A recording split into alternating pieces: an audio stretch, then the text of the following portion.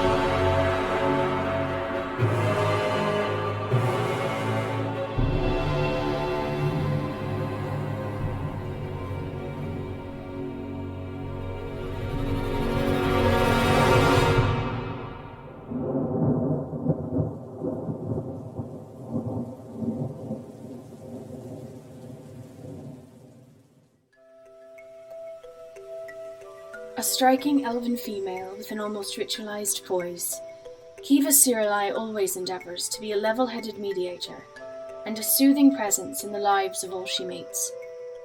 Determined to look ever forward, she relies on controlling day-to-day chaos. Anyone who watches her for long enough, however, can clearly see there's something undeniably feral and unpredictable bubbling under the surface.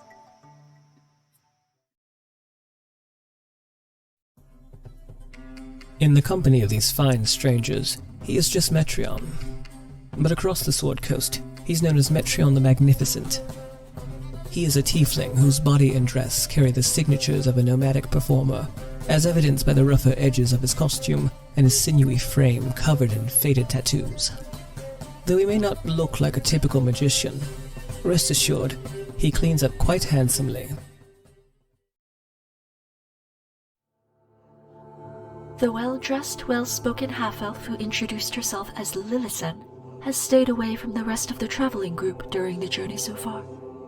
Oh, she's friendly enough if someone strikes up a conversation with her. Charming, even.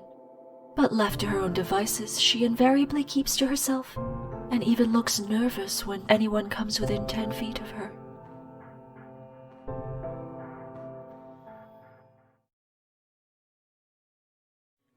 Amity, a terrifying deviloid with a tail that will knock your drink over if she gets too excited. Even worse, some pig follows her around and eats almost as much as she does. Yet, she's generous and easy to befriend, especially if you get her talking about her book of fables. Just, if she compares you to a fox, it's hard to tell if that's a compliment. Erthrindir is a high elf man who looks perpetually like he's never quite gotten enough sleep. After his departure from elven society, he found himself out in the wilderness, working as a ranger in the deep, deep woods. However, this did little to quell his passion for history, and he's found himself on the road to Neverwinter, hoping to track down a book that might hold the answer to a question he's held for a long, long time.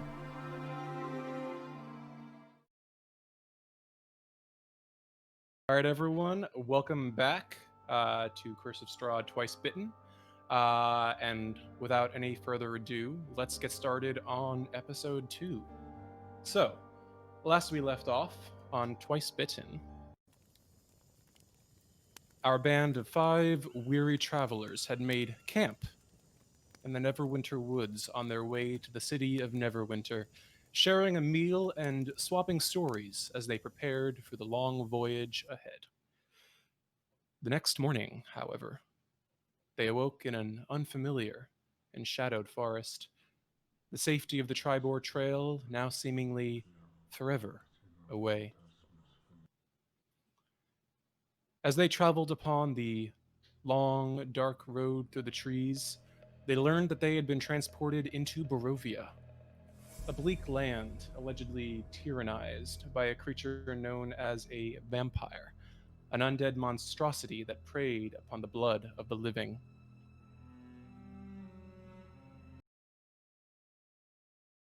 As the characters emerged from the forest, they came upon a lonely village in a valley overcast by a dark, twisted castle. They proceeded forward, grateful for the sight of civilization and hoping to gather what supplies they could before leaving as quickly as possible. The town, however, proved to be dark, boarded up, and seemingly largely abandoned. But upon encountering 2 children in the road, the party reluctantly agreed to quickly investigate a quote-unquote monster that lurked in a children's house nearby. This, unfortunately, after encountering an animate suit of armor inside, proved to be a trick, and as the illusory, or perhaps ghostly, children faded away and the thick, deadly fog pressed in around the house, the characters realized, to their horror, that they were now trapped in the old Durst house, perhaps for good. Today, will they uncover the truth of this trap and escape this haunted manor with their lives? Or will they be doomed to haunt its ancient corridors for all time? And so, we return to the first floor of the Durst Manor, the old floorboards creaking overhead as the house sways gently in the cold breeze that sweeps through the streets outside, the dark and cold mists pressing against the outer walls of the now closed tight, rusted iron gate, as if tiny tendrils of hands reaching and clawing through to get at the soft prey in the interior. The prey, of course, now standing, lying, or crouching, covered in sweat, pale-faced, and shaking on the interior of the Durst house's foyer. As you all come to your senses, as Lillisen, Amity, and Erthrindir stumble back out of the mist and recover themselves, now having gained a level in exhaustion, and their eyes wide from the horrors and taxing encounters they witnessed within. The house is silent, deathly silent, save for the beating of the blood in your ears, the chattering of your teeth, and the heartbeat that you can feel pounding in your chests.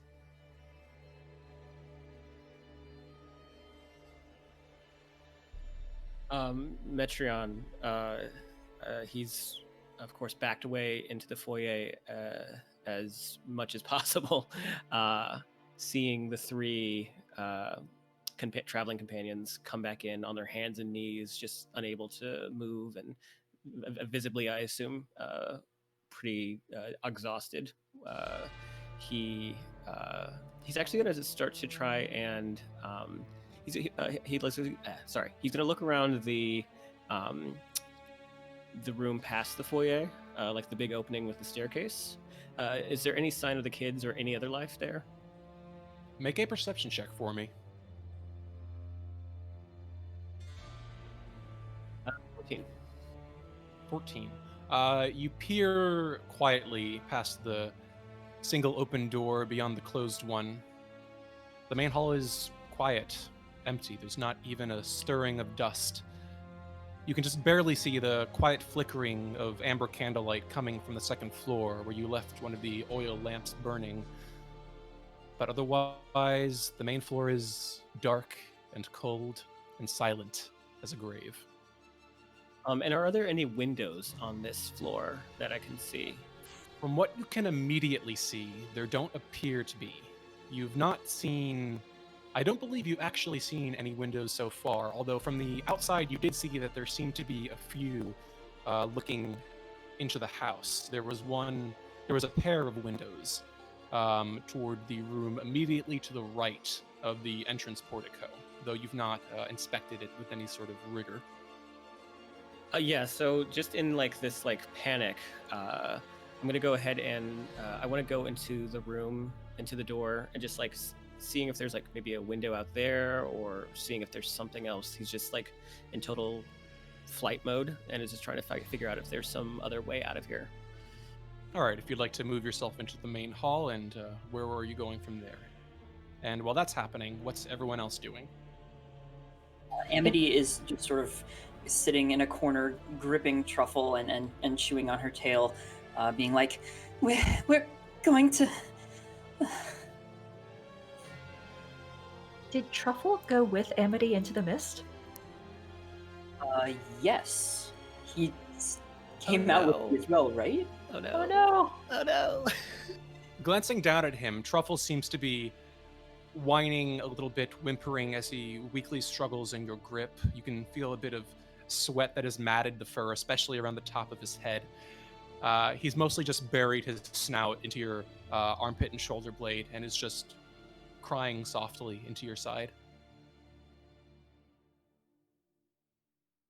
Metreon, as you open the door and crack it open to peer into the next room, you catch a glimpse of something beyond. It's brief, an amber eye that flashes in the darkness, and then a bestial muzzle curled into a snarl. Go fuck that. No. As soon as he sees that, he's just gonna like yelp and fuck, and he's gonna move back like across the hall. This at last gets Earthrendir to look up from where he's been slumped. Hey, what? Are you alright? No, man, no. It's fucking something in there, man. Great. That really splendid. We've got the murder mist, and now this. This is precisely what I needed today.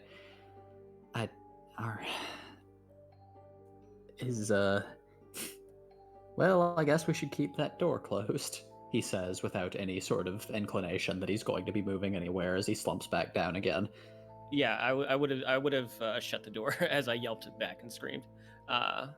But yeah, Metreon is just like pacing around the main lobby area, I guess you could say, just like looking up at the stairs, realizing what's up there, looking at the foyer, looking at everybody in the foyer, just exhausted, and is just like brushing his hair back with his fingers, and just like just pulling at his coat, and just does like he just feels completely helpless right now. Listen, and Kiva, what are you doing? Oh, perfect timing. So when we were in the pantry, did we see any sort of like water source or something that Kiva could go and get water for Amity, Earthendair, and Lillison? You did not, no. There was no indication of a well or anything like that. All right, so Kiva's going to take her water skin out of her backpack, and she's going to hand it to Lillison first, and then she's not going to touch her this time. She's learned her lesson a little bit, but she's going to say to make sure to share it with the others. And then Kiva, who's not feeling as exhausted, but somehow just as exhausted, is going to stand up and go join Metreon in the sort of front hall and see what's going on and maybe what he might have seen. Lillison will think about refusing it, but her hand moves a little bit, and then she just takes the water skin, fumbles with a little bit until she can finally pop the cork, and then drinks from it, gasping for breath as she finishes, and holds it out to Erthrindir. She hasn't said anything since coming out of the mist. He nods and takes it, and kind of looking at Amity and Truffle, makes a mental calculation, sighs, and hands it to her. Here, you've got 2 to drink. Go for it. Mm-hmm. Amity guzzles down a little more than her fair share and then passes it to Truffle, who drains the rest. Well, that was something.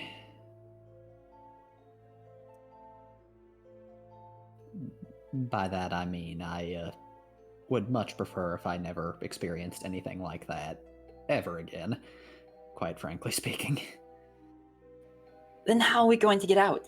I trying to remember stories like this. Like, I know there's one where someone's caught in like a time loop until they learn to be better or something.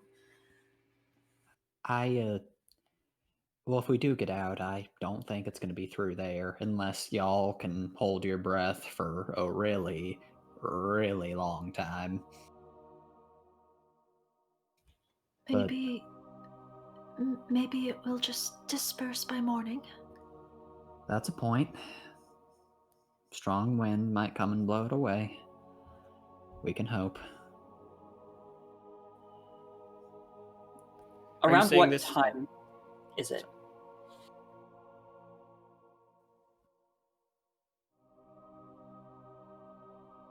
Like, DM, what is like my biological clock feel like? Right now, given the time you've spent, you woke up this morning and traveled for around 5 hours or so before hitting the gates. Since then, it was another hour or so to the village, plus maybe, I don't know, maybe half an hour since arriving at the house. So by this point, probably it's around mid-afternoon, you think?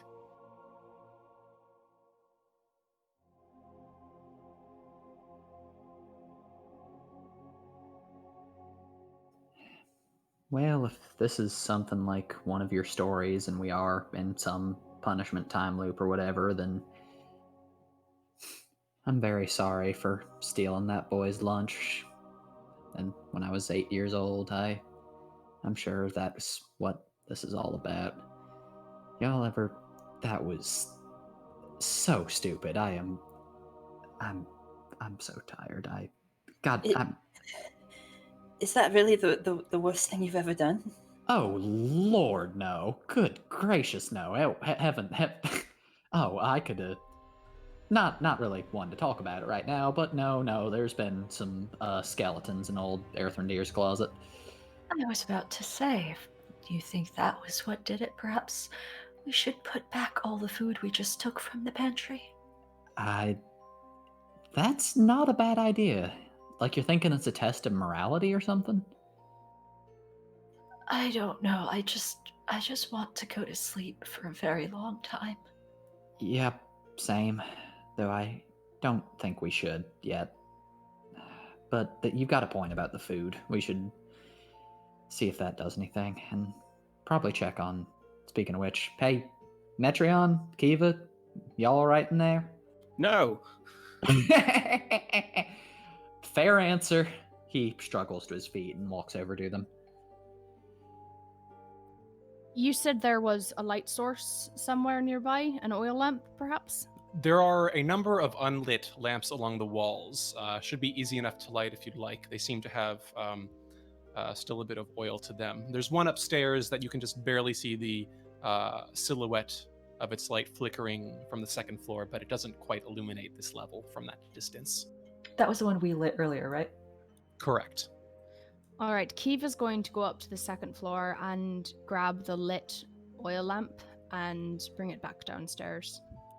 All right, it does appear to be mounted, but you can kind of unnestle it free and pick it up and bring it with you.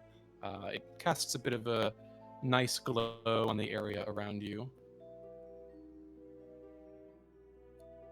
All right. I don't know about the rest of you, but I really think we need to get our bearings, and I need to at least sit down for a few minutes. I feel like death after that fucking armor.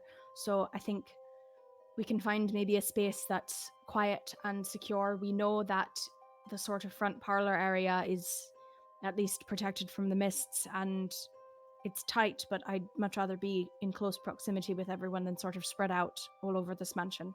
Does that sound reasonable to the rest of you? I was going to say the kitchen, personally, so that way we can do Lillison's idea and start putting food back, but parlor works reasonable too. Oh, Why well, would we put food back? Amity had an idea that this might be some sort of, like, one of those folk tales where, we stole, and so now we're stuck and we have to repent, or... Look, it's worth a try, The fuck are you all talking about? It's fucking not... It's not some goddamn folktale. And then besides, what else we are took we the in, food exactly? after... We took the food after we were already trapped in here. I think what this is some kind of trick for travelers, like we discussed, rather than some folktale. No offense, Amity. But that seems a little far-fetched, no? I'm sorry, is the wall of magic mist not far-fetched enough for you? Listen, I'm just trying to deal with the fact that there's some haunted armor upstairs that tried to kill me, alright? I'm not saying that this is not unbelievable, but I am saying that I doubt this is some morality play. Okay, then maybe it's a story about that we just have to survive the night, and then in the morning the mist is going to be gone, and a vampire is going to... Hey, it's going to be This okay. isn't a fucking story, doll. We just have to get out of here, and we've got to find a way. We can't stop. I get that you're all tired, and we can't stay here. Metrion's got a point.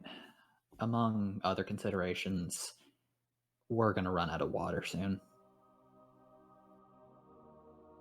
There was, upstairs, there was a water barrel, just past the armor. Oh, well, I suppose that's a objective then. Make sure we don't die of thirst. Yeah, are there any objects in the room? What sort of artifacts or whatever in the room with us, if we're going back upstairs to look at that armor? You mean in the main hall right now? Yeah, is there any like pieces of wood or doors or something that can... So we can put between us is like a barrier that we can take a door down or something, so that at least the armor hits something else before it hits kind of us. like a SWAT shield, or like a wall shield. Yeah, like one of those big wall shields, so that it doesn't hit us first. So far you actually have seen an actual shield hanging on the wall of the foyer. Otherwise, however, there seem to be a number of other doors scattered throughout this hall. There are 4 doors leading to the north end, as well as another 2 doors, one of which Metrion investigated and one of which you've already come from. So, if you'd like to look around, you're welcome to. The shield on the wall, how sizable does it look? Is it enough to protect multiple people behind it? No, it would be enough for one person, but it looks in usable condition. What you said there was a short sword too, right? Or a long sword, or... Yes, there is a long sword hanging above the mantle of the fireplace. Metrion's actually going to run. He's going to run up to the sword and take it off the wall. All right. You pick it up. It appears to be a rather nice long sword. It bears a windmill cameo worked into the hilt. It glints very slightly beneath the flickering light of the oil lantern Kiva holds. I can't really. I don't know. I don't know how to use this, but at this point, I need something, right? Yeah. No. Can Kiva show Metrion how to use the sword a little bit? I mean, you can probably show him a few bare essentials just so he doesn't stab himself. Yeah, she'll spend some time doing that. Okay. Meanwhile, Erthrendir is going to stand up and unstring a longbow from his pack, and alongside that, a quiver of arrows. He kind of proffers this to the group, saying, hey, I've got magic, and frankly, I'm not terribly fond of this thing, so if anyone would be better served with this than me, then you're free to it.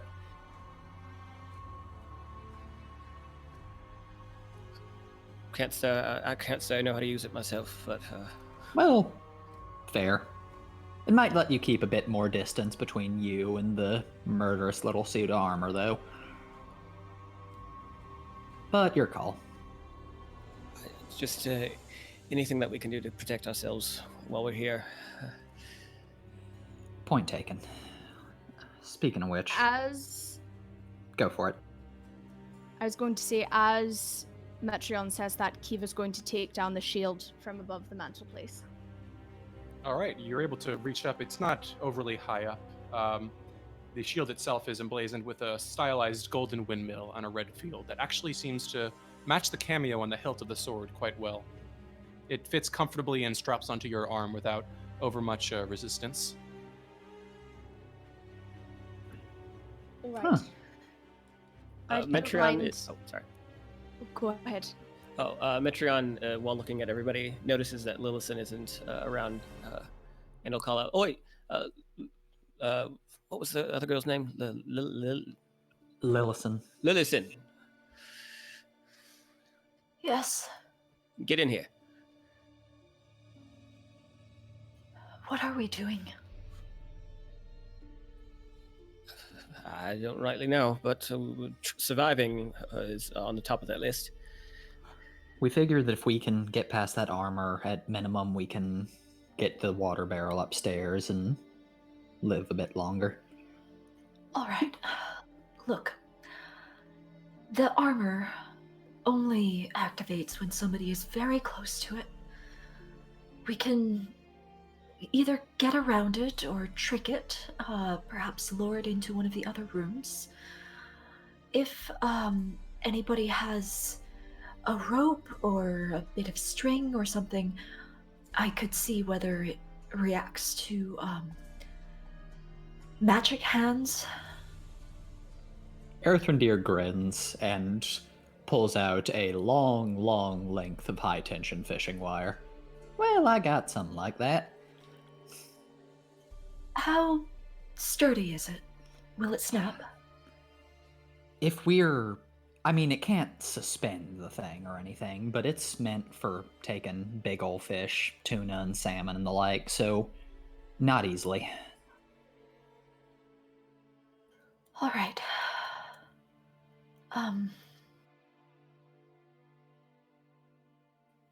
Did the pantry have any oil? Maybe you could grease the stairs? Amity, you're brilliant. Oh, man, this is seeming more like an elaborate practical joke than a battle plan, but if it works, it works! Erthrendir will rush into the pantry and see if he can find some oil. All right, looking around, you are able to actually find some basic cooking oil. There's about a single jar of it, not over much. He'll grab it and bring it back to the group. Here you are, Amity. Oh, this will do great. I think we wouldn't be able to use it for actual food anymore. Oh, I think we'll survive having our stir fries be a little burnt.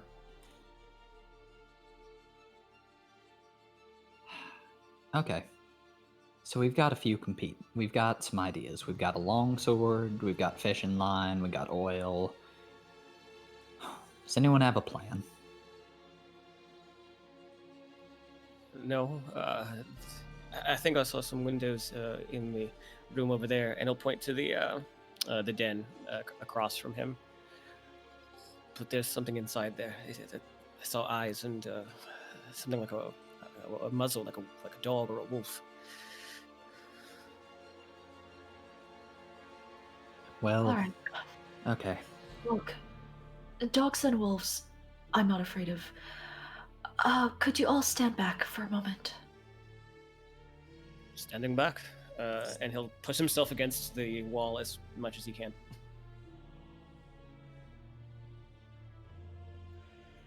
Lillison is going to squeeze, pick herself up off the floor with one hand on the wall for balance and try to squeeze through the door, staying as far away from everybody as possible, which is going to be currently kind of difficult because she's going to have to go right past Kiva.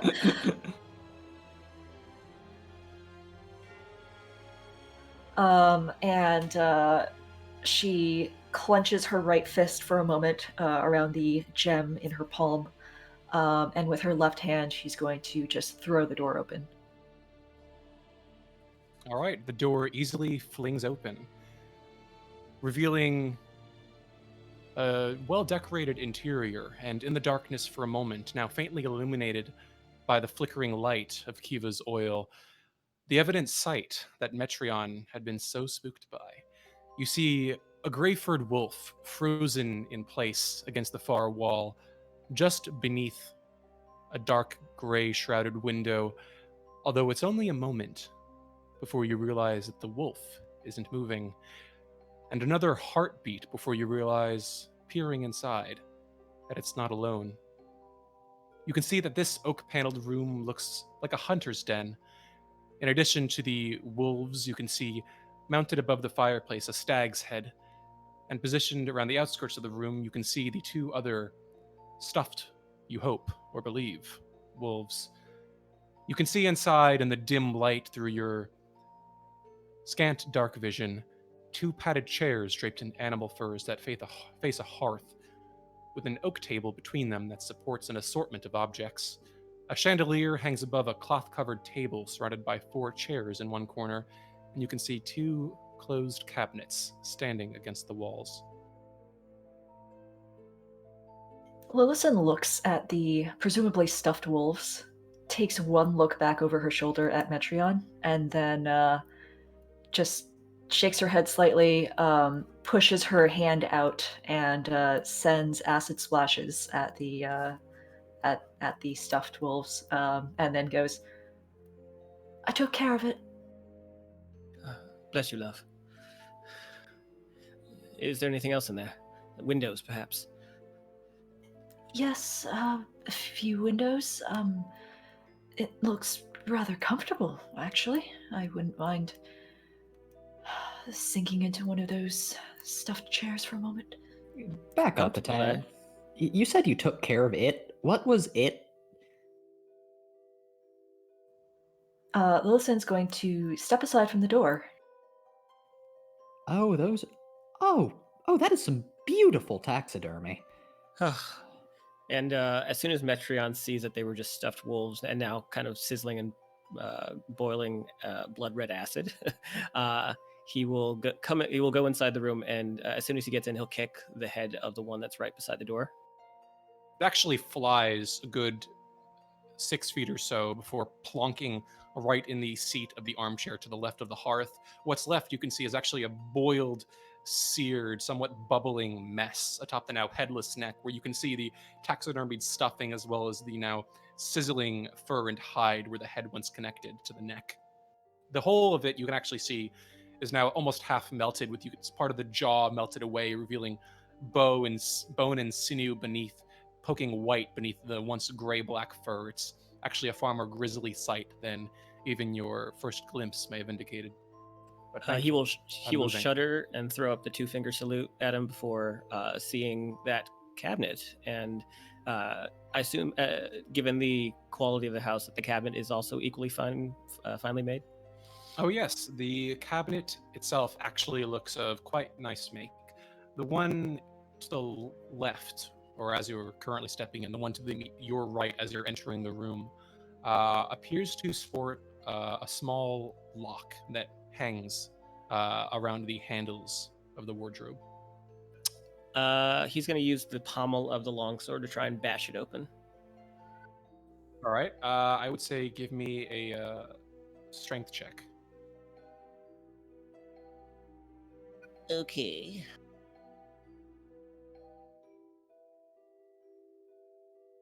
And while that's happening, what are Kiva, Erthrindir, and Amity doing? Amity is looking out the window. Is the mist just as strong as before? If you'd like to move yourself out there. Yeah. Glancing out, you can see that the mist is just as immense as before. It is thick and very nearly opaque. You can't see more than a few inches away, and as you watch, you can actually see more of it wafting against the windows as though pushing futilely to get inside. That's an 18 on the strength check, by the way. An 18. All right.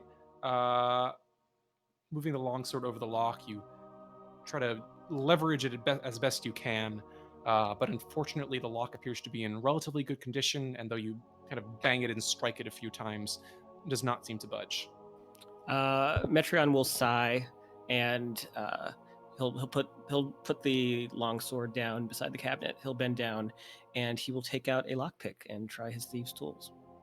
All right, Ooh. give me a dexterity check, please. And are you proficient? I am. Then you may add your proficiency bonus.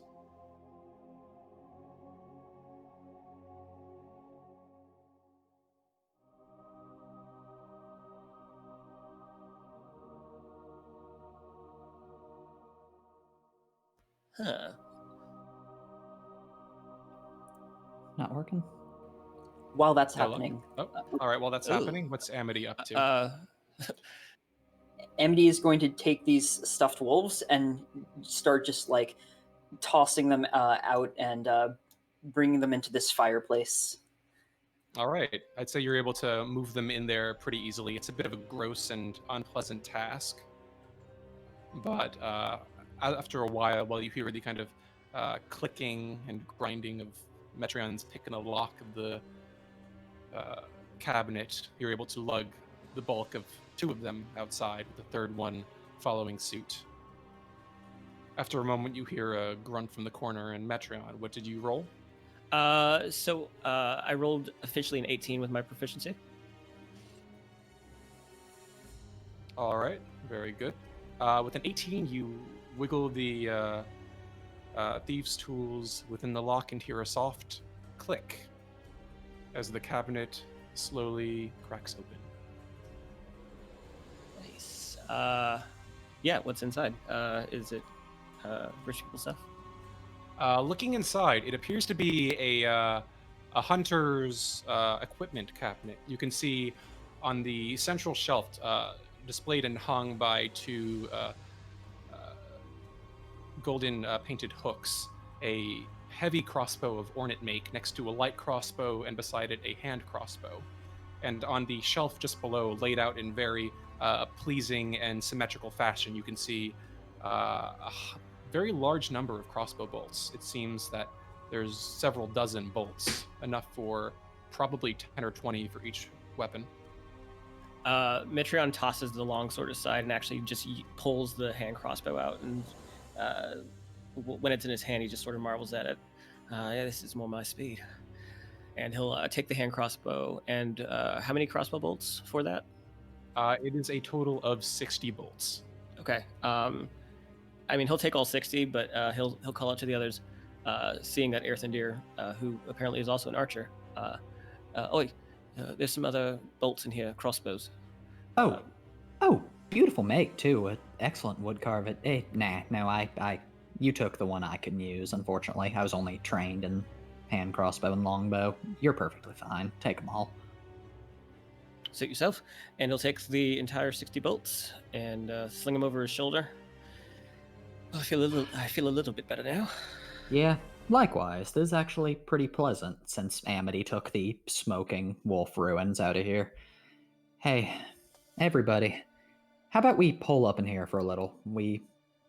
While we plan our assault on armor or whatever it is we're doing. Well, Amity, why are you putting those wolves in the fireplace? If this is the room that we're going to be holding up in, I did not want them to also be in that room. Earthendeer opens his mouth, who looks like he's about to say something unkind, and then just kind of looks at his surroundings, closes it again, and nods. Good idea. Kiva's going to So- cross the room and sit across from Earthrendir and just sort of put her feet up on the table and watch everyone. You feeling all right? Not particularly. The armor packs a bit of a punch. Yeah, I saw. We're lucky you were there, though. Oh At any god, did you rate- get stabbed? What does it look like? If it's visible. Kiva will lift up her armor and show where she got hit. It's mostly bruising and a lot of bruising, but she shows Amity where she was hit.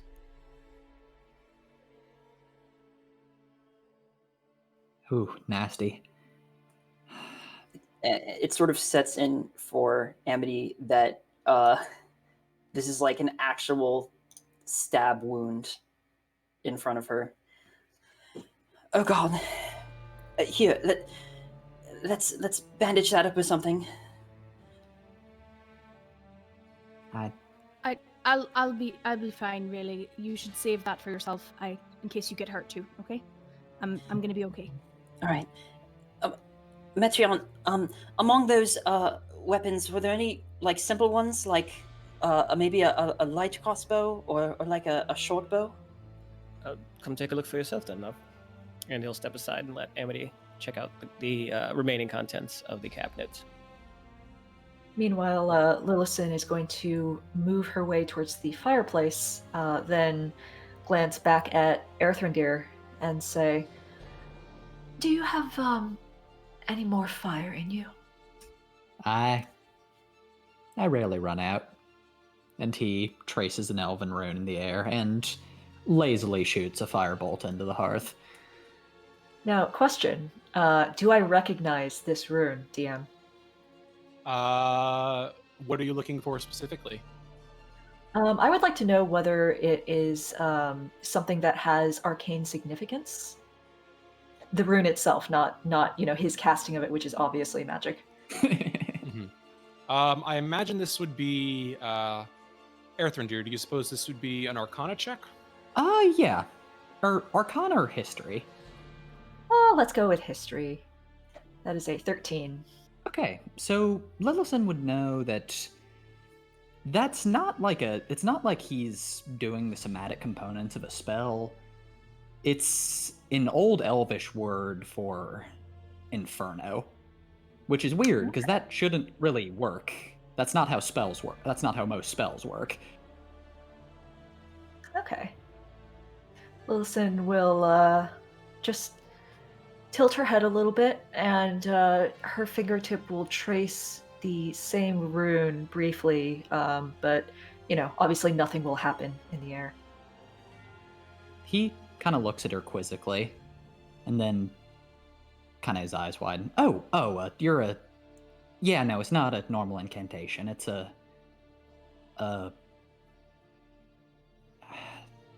Yeah, no, it's my own thing. I see. Well, thank you for lighting the fire. No can problem. Can we also get a fire light in here? You can. Just one moment, please, and I'll add that to the room.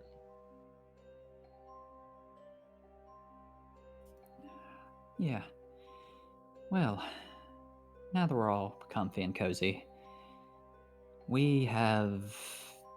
So, can we all agree that we're probably not getting out of here by walking back through the mists? Not for the moment, anyway. I suppose there's always a chance that the mist might disperse with some time. Yeah. They could, but given how quickly they came on, I don't want to count on it. They didn't seem terribly natural, at least to me. Although admittedly, this is not my area of expertise.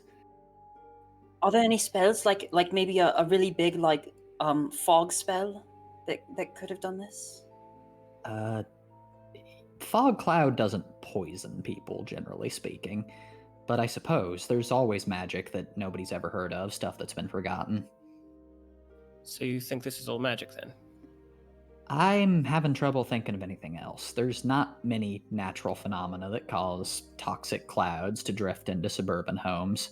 I mean, Well, I mean, I guess what I mean sometimes. is it's there's a difference between spells and like real intense magic, right? Like this isn't just some simple spell. Then this would be big time stuff. That's a good guess. I don't really know, but unless there's some really, really pissed off archmage, in which case, is anyone pissed off an archmage recently? Not that I can think of, no. Not Okay, splendid. In that case, I think Metrion's right. This is something more. It's not as if we understand all of the workings of magic either. There's plenty of phenomena that we know exist, but we have no explanation for. There's something about the way that Miss moves, though. It's like a predator. It's like an animal. I was about to say Mist can't be alive, and then I looked at the events of the past few hours. Yeah, no, you've got a point. So what do we do? Do we just hold up here and hope that this passes in the morning? Like, are we safe down here? I don't know. The armor won't get us, I don't think, but we do still need water. And also, despite myself, I can't stop thinking what those illusions said, talking about their baby brother.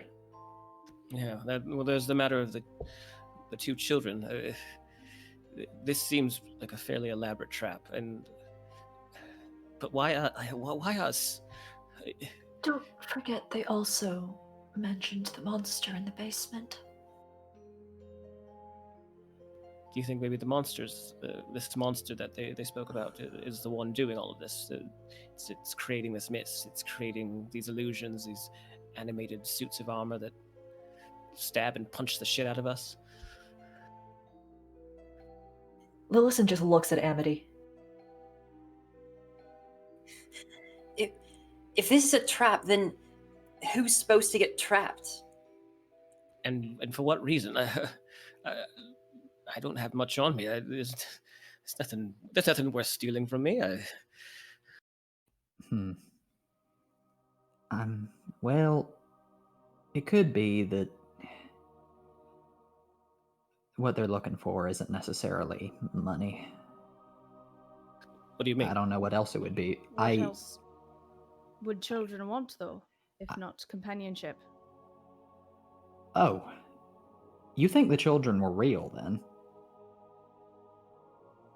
Well, I mean, we touched them, right? I mean, you gave the boy your handkerchief, so I don't understand how they wouldn't be real unless we were all suffering some sort of mass delusion together. But the kids said that they couldn't find their parents, right? They couldn't get to their brother. Maybe there was no brother and there is no parents. Maybe this is some sort of, I don't know. You're saying they're the ones in the trap? No, I mean, we're clearly the ones in the trap. The children are gone. I'm just saying maybe... I don't know. I'm not really one to believe in that sort of supernatural bullshit, but I mean, come on, the evidence is sort of overwhelming here, no?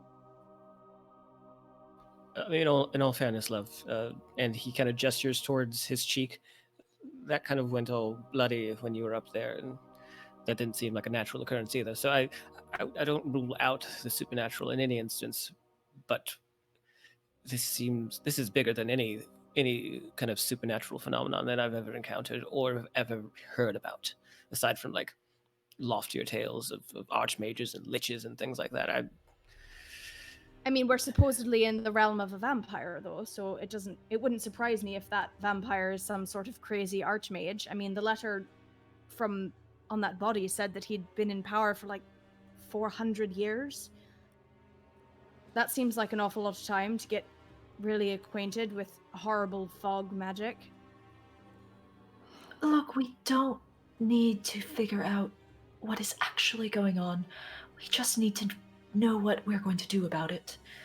Right. The way I see it, our most pressing need is for water.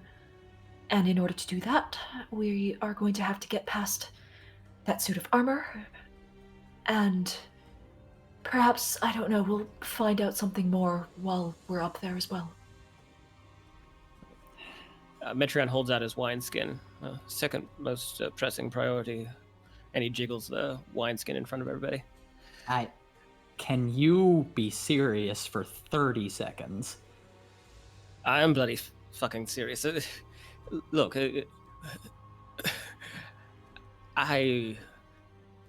this is something beyond any of our comprehension.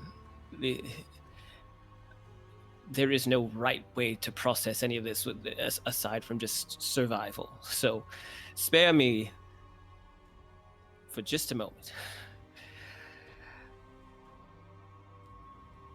Well, I do think the right way to process this is teaming up, working together, and staying level-headed and not seeking out to get drunk.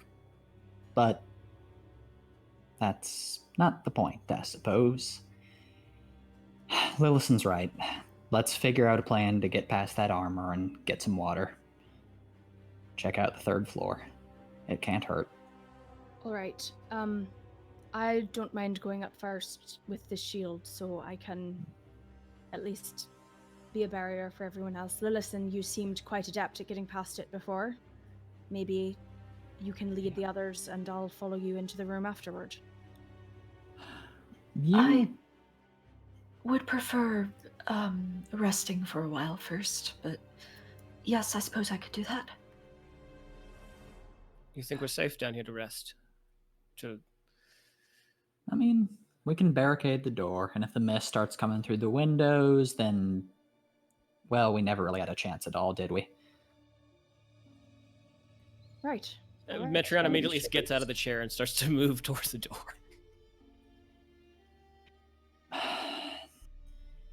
Okay. Earthrendir is going to we lean try back to and close his rest. eyes. Yeah. All right. Kiva will also close her eyes and just say, no more than an hour. Very good. Are you keeping the door open or closed, Metreon? Oh, it's been closed. He would not have left it shut. I'm sorry, I forgot to do that in Foundry. But yes, the door would have been shut. With that, the door closes shut with a final sounding thud, and you're left alone with the crackling of the fireplace and the flickering of the oil lamp in Kiva's hands as the mist streaks by in the windows outside. Time passes slowly for the first few minutes.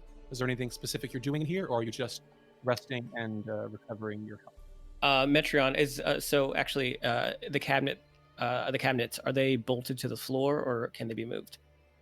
Cabinets do appear to be movable if you'd like to move one. Yeah, so Metreon's going to start pulling it, but then realizing that he doesn't have the upper body strength for it, he's going to shout out, "Oi, does someone want to give me some help here?"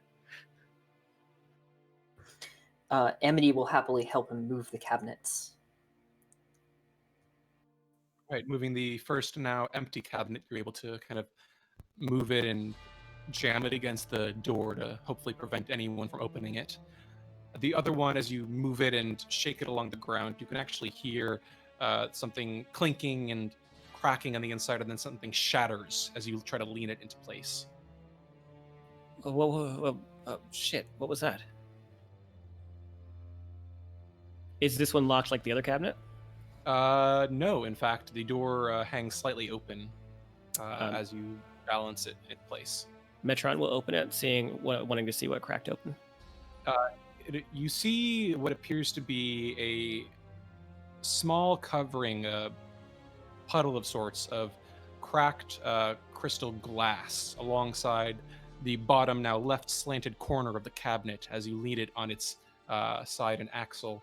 A few other wine glasses toward the right-hand side are kind of leaning and sliding against it. Some others cracked and splintered. One of them is missing everything above the stem. just above that, you can see what appears to have been a small box that once held a deck of playing cards that is now kind of knocked open and spilled the cards all over the top 2 shelves. But there's no actual wine in there, right? There is no wine. Metreon will sigh and shut the door. With that, you are able to lean the 2 cabinets against the wall. And if that is all that occurs, are you all just returning to your brief respite then? Yeah. I think so. I believe so. All right. With that, as time passes, the minutes ticking by, almost sufferingly so, each minute dripping by like molasses as the fog slowly swirls and spins in the windows outside, the creaking of the old house growing both audible and unbearable as each twisting creak makes you almost jump at the sound of something that might be yet unseen. It's not until the end of the hour, however, that you hear it. A low, distant whine, slowly crescendoing. And as your ears perk, your eyes widening, as you realize that it's coming from below, it mounts into a piercing, terrible shriek that echoes, tearing like a blood-curdling howl through the house, and then falls silent. Metreon will scurry into the corner, pressing his hand crossbow to his chest. What the fuck was that? What the fuck was that? Kiva Go sort of ahead. startles awake and shouts, "Ava! Ava!" and realizes then where she is and drops her scimitar and looks around. What the fuck was that noise? Earthrendeer is somehow still asleep. I should assume that was the monster.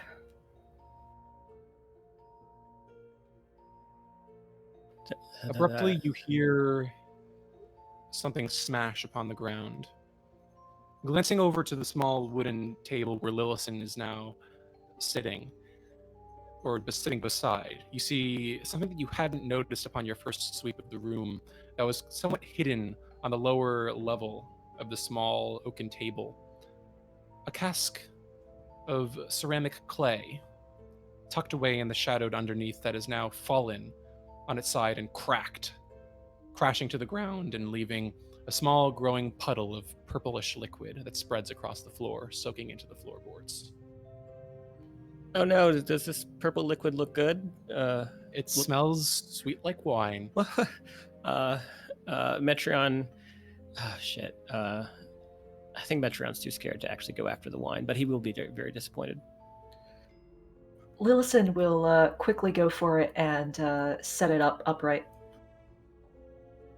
Right, you're able to set the now shattered and broken cask, taking it from the floor where it had fallen and putting it back upright as best you can to mesh the broken pieces back together upon the table. Well, y'all found some stuff. Oh, goodness. Oh, hey, a wine bottle. So good of you to join us. And Metreon will step out of the corner and see if there's any wine to salvage. It is empty. There's a few droplets in the inside, just ringing the very bottom, but all of it seems to have fallen to the ground when it fell and shattered. He'll have it. He'll look at it and then just kind of toss it aside, seeing that it's just trash now. There's no use for it. What are we doing? Whatever is down there is just going to keep whining and screaming. Earthrendeer rubs at his eyes. Well, I'd like to get some distance from if it was that loud. I can't say I heard it, but I vote that kind of redoubles our point to get further up. I had a question. Wait, aren't your folks supposed to not sleep? What? I still try, all right? Like, trancing, you're still aware of everything. You hear everything. You don't want to do that all the time, right? Sometimes you just need to not think anymore. I spent a lot of time with a human, so I sort of sleep as a habit, I suppose. At any rate, Lillison, you mentioned something about being able to levitate string or such by magic, right? Yes. Alright. So I think I've got a bit of a plan. What if we tie this fishing line into a lasso, have you levitate the string, wrap it around the armor, and then we either pull on the string on the line or tie it to something heavy and bring the armor crashing down to us, where we can either beat it or shove it somewhere while it's... I'm not sure if you can daze a construct of magic, but we can sure try. Well, we can certainly do that. I think that... If we manage to bring it down to the first floor, I think that we will want to be not on the first floor. That's a good point, but so you're thinking we, like, lean over, or what are you thinking? Well, I was thinking either we could shove it out the front door, see how it fares in the mist, but seeing that it's a suit of armor, I assume the mist won't actually do much to it. It's not like it has lungs. Perhaps we could stand on the second floor and pull it all the way down to the first and then, I don't know, drop things on it? That is a really, really good idea. Oh man, you're brilliant. All right. Well, everybody, y'all want to try this? Is there some way we could like trap it on the first floor so that it couldn't just climb up the stairs and get us? I suppose if we barricade the second floor or something, or like do something to the stair. The oil! If you, I mean, if we could put that on the first floor stairway, then, and maybe block it off, then it's stuck in a never-ending loop of trying to get up to us while it is in the... Man, this really is just sounding more and more like something I would have done to my little brother. DM, is that main staircase all hardwood, or is there carpet on it? The staircase itself is actually neither. It appears to be a red marble. Oh, even better. Okay. Yeah. Awesome. Here's the problem, though. If we do that, then we won't be able to descend to the first floor anymore. Exactly what I was thinking. Does anyone have any rope? We could tie it off on the second floor balcony and climb down. We could also Would see there if be we mist? shut it into some other room. Point.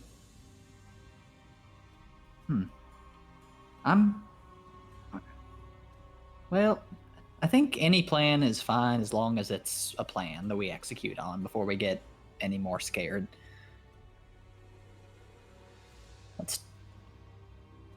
Let's say we pull it down and then we work from there. How does that sound? What do you mean any plan is fine? Because action is better than inaction if inaction is going to kill us. Right. We have to do something, and this is something, and therefore we have to do this. Smart ass. I'm sorry. I'm sorry. No, you're right. No. No, don't apologize to him. You have a point. Not every plan is a good plan. And if we're going to do this, if we're going to get our asses killed up there, we need to have something more concrete than just, oh, yeah, this will work.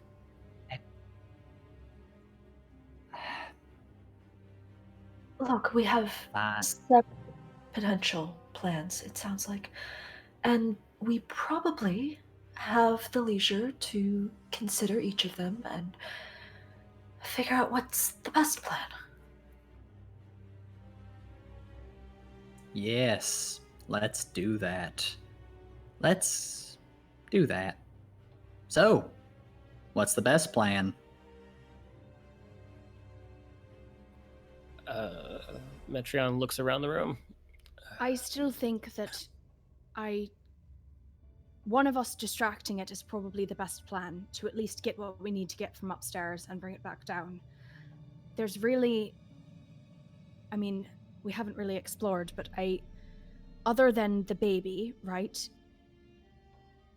The monster's in the basement. So if we stop the monster in the basement, then I don't know, maybe we'll get let out. Maybe that's what this is all about. I'm gonna go out on a limb and say that there's probably not a third child. So then what do we need on the third floor exactly? We just need the water, right?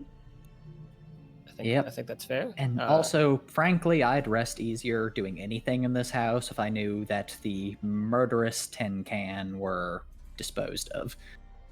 Sure. So how many people does it take to carry a cask of water down? Lillison, you said it was how big? TM, how big was it? You didn't really get a sense of how full it was, if at all. You just saw that there was a normal-sized wooden barrel. It was barrel-sized. I'm not sure about the typology of barrels. Okay, so do we think that two of us would be able to move it downstairs if maybe I pulled focus from the armor? Probably, but I really don't. I hate to think of you just putting yourself in danger again like that. Yeah, if you're fighting that thing, you did the same for me, and look, I don't mind putting myself on the line for people, especially people like you who have kept me safe this far and are at least good company. So I think this is our best plan. We need that water or we're going to die in here. And I'd rather prefer to live if I had any choice in the matter. So I've got this nice shield here. I think I can at least hold my own for a little bit, at least long enough to get the water cask down here and regroup on the first floor. Yeah? All right. But if you're doing that, then the two people that aren't carrying the water are backing you up. Are we clear? Sure. That sounds like a good plan. Is everyone in agreement? I hate to try to appoint myself the leader, but I really hate arguing, and I think we just need to all work together at this point. Sounds fair to me. Sure, let's do it. But be careful when you carry the water down the stairs. If it spills. Then we're as fucked as Metreon without his wine. No offense, love. I'm taken. Yeah, it's just a fact. All right. Well then, let's go. All right. Right. Kiva will cross around the table and head to the door next to Metreon and try to help him move the barricade that was there. With the two of you working together, it's easy enough to move aside, the door lying clear once more, as your short rest does come to an end. All right. As Earthrendeer moves to leave the room, he's going to look quizzically at the thing of wine glasses, and then at the... You said there was a box of cards that had fallen on the floor? Correct. A box of playing cards that has mostly fallen over the two shelves of the cabinet. Just normal playing cards. Earthrendeer is going to grab those and stow them in his pack. All right. You now have one deck of playing cards. Hey. Well, let's get to it then, love. Alright, Kiva's going to head out and start heading up the stairs towards the third floor. All right. Kiva's making her way up to the third floor. Is everyone else doing the same? Yep. Yeah. Not all the way to the third floor. Yeah, Metreon will stay back with Amity. And actually, once Lillison, are you going up there too, or? Yes, following at a safe distance. Okay. So with Amity and Metreon at the back, Metreon kind of puts his hand on Amity's shoulder before she gets too far away from him. Hey. Yeah? Back there in that den with Earthrendeer, or whatever his name is. Just remember, you don't have to take any kind of shit from their kind. Amity smiles at him. Thanks. I mean, he's right. I was being a little rude, but thank you. and yeah, he'll keep walking with Amity. Very good. With that, you mount to the second floor, then the third. And Kiva, are you keeping the little lantern with you? No, she's going to hand the lantern back to either whoever's closest is Arthur or Lillison that's following her. 'Cause she Probably can't hold the Arthur shield given and- Lillison's can't trying hold to the keep her. shield and the scimitar and the lantern at the same time. Unless it's in her Very good. teeth. Yeah, Wilson's in the way back. Fair enough. All right, Lillison, when you're ready to go, just tell me, so that I can give you a little bit of bravery. All right. Who is actually going to go for the water? Right, yeah, we probably should have worked that out. I guess us. It makes most sense for you guys to go for the water. And All right. Lillison and Amity and Metreon can maybe take it from you on the way down, if that makes it easier. No, that's close enough. All right.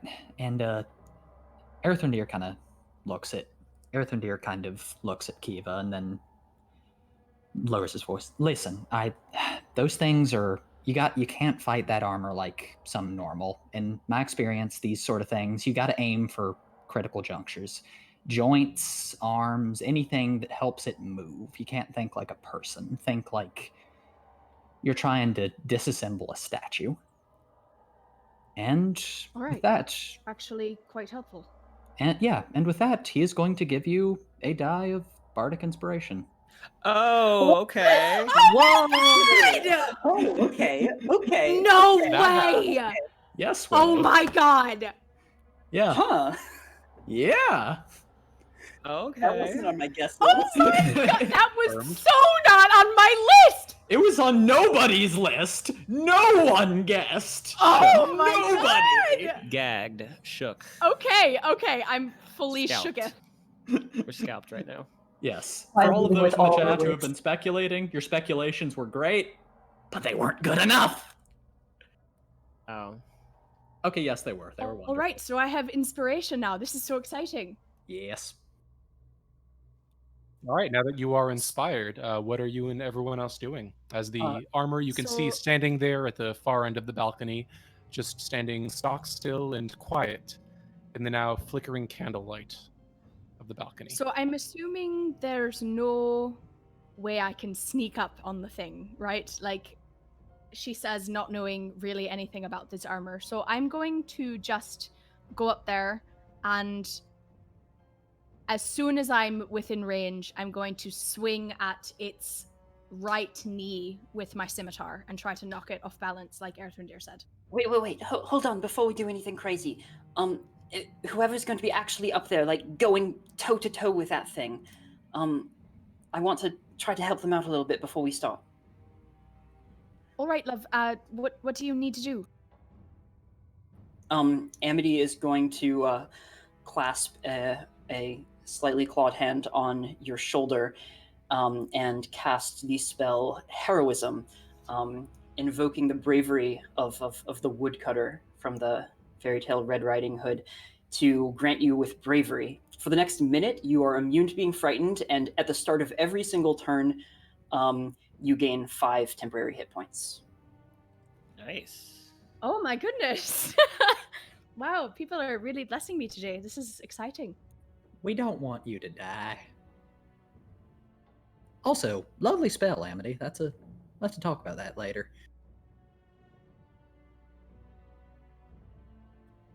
All right. It is So pretty with good. that being done, she's going to try to engage this armor in some combat. All right, if you'd like to step forward. As soon as you mount to the top of the balcony, the armor's dark helmet swivels to you as it draws back, rearing its gauntlet, and slams as it lurches toward you. I will need everyone to roll initiative, please. Okay.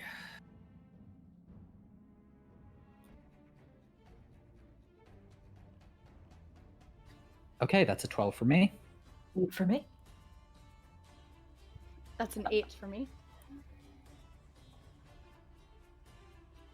I just need a line or I'm Linus. sorry, I always forget how to roll initiative in Foundry. Just 9. right-click your token and click the sword and shields icon. Then open the combat tracker and roll the dice.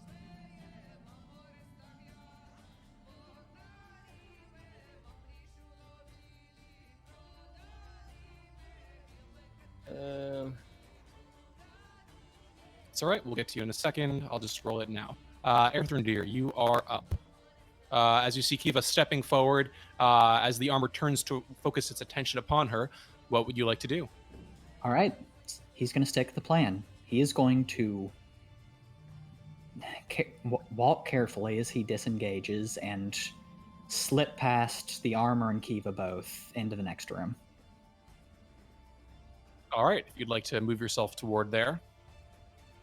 Peering in, you can now see the master bedroom up above you, as well as in the space below, or rather to your right and left, respectively, what appears to be an old bathroom.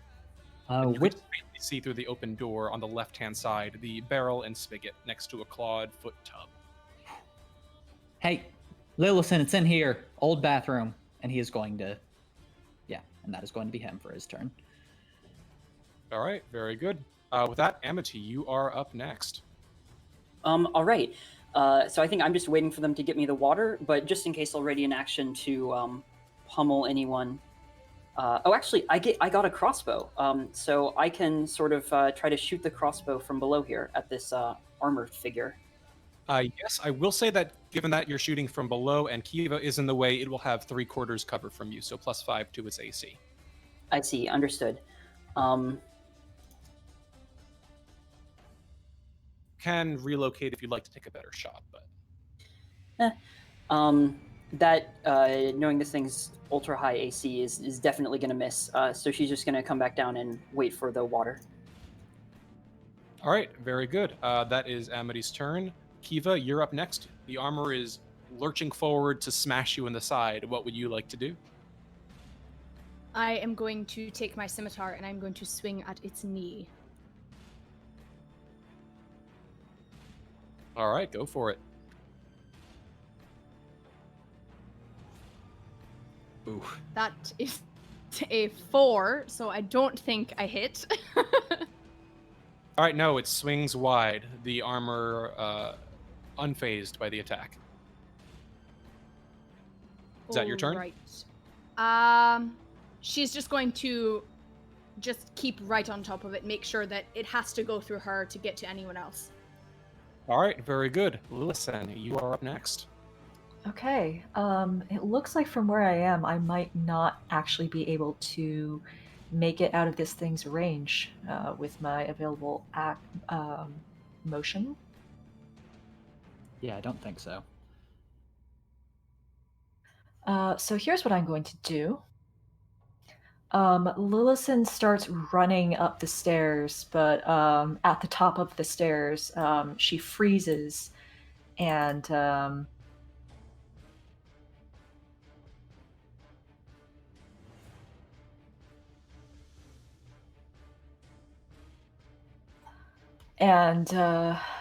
her eyes just sort of screw shut, and she sort of cringes a bit, turns away as her arm flings out towards the armor, and a big gout of reddish acid comes out at it. All right, this is an acid splash. It is. That is going to require a dex save. That's a failure. That's 5 acid damage. Woohoo! All right, very good. You watch as the blood red acid spatters across it, melting and corroding the black plate armor. You can see large amounts of rust and corrosion as it's eaten away. It doesn't appear to be overly wounded, but you do appear to have dealt some damage. Okay. All right, Lillison is also going to shout, Metreon, Amity, one of you should probably get up here. That's my turn.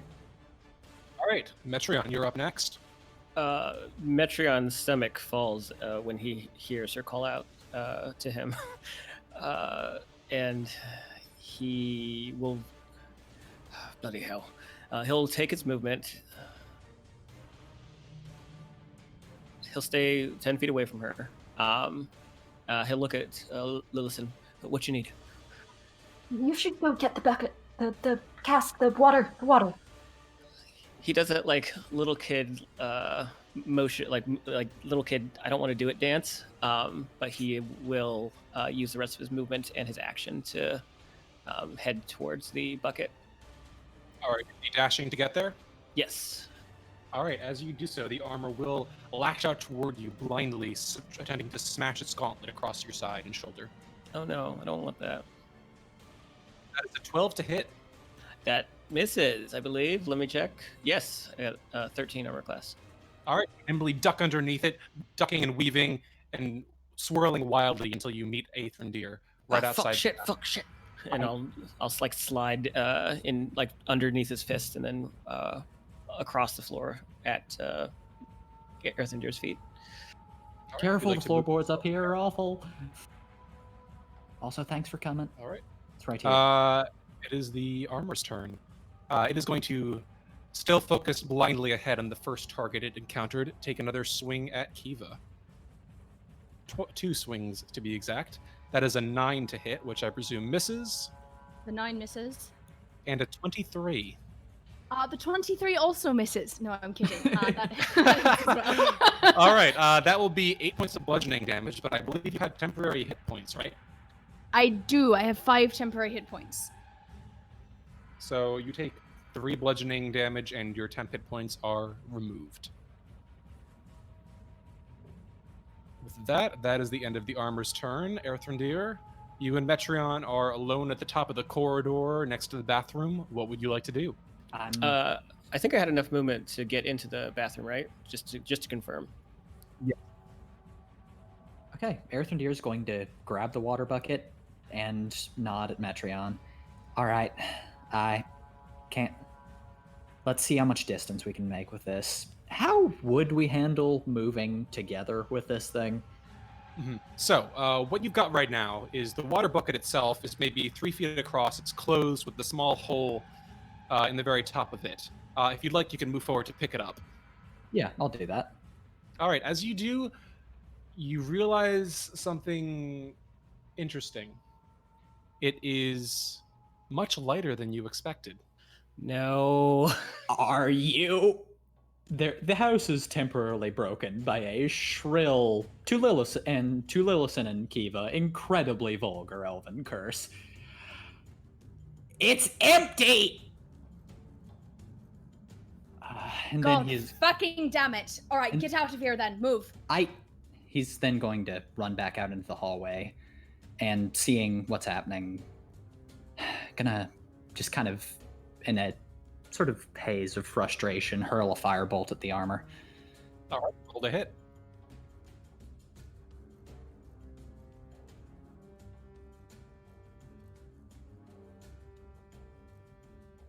$11, no dice. Fortunately, does not. Is that the end of your turn? I think he's going to step back a bit into the bedroom, but yeah. All right, Amity, you're up. All right, and I should say, Kiva, I'm so sorry. It's not 5 temporary HP, it's 3. I should know this as a DM, but I shouldn't have added my proficiency bonus to that. So you have 2 less HP right now. And I guess Amity's just going to try to take another pot shot with the crossbow.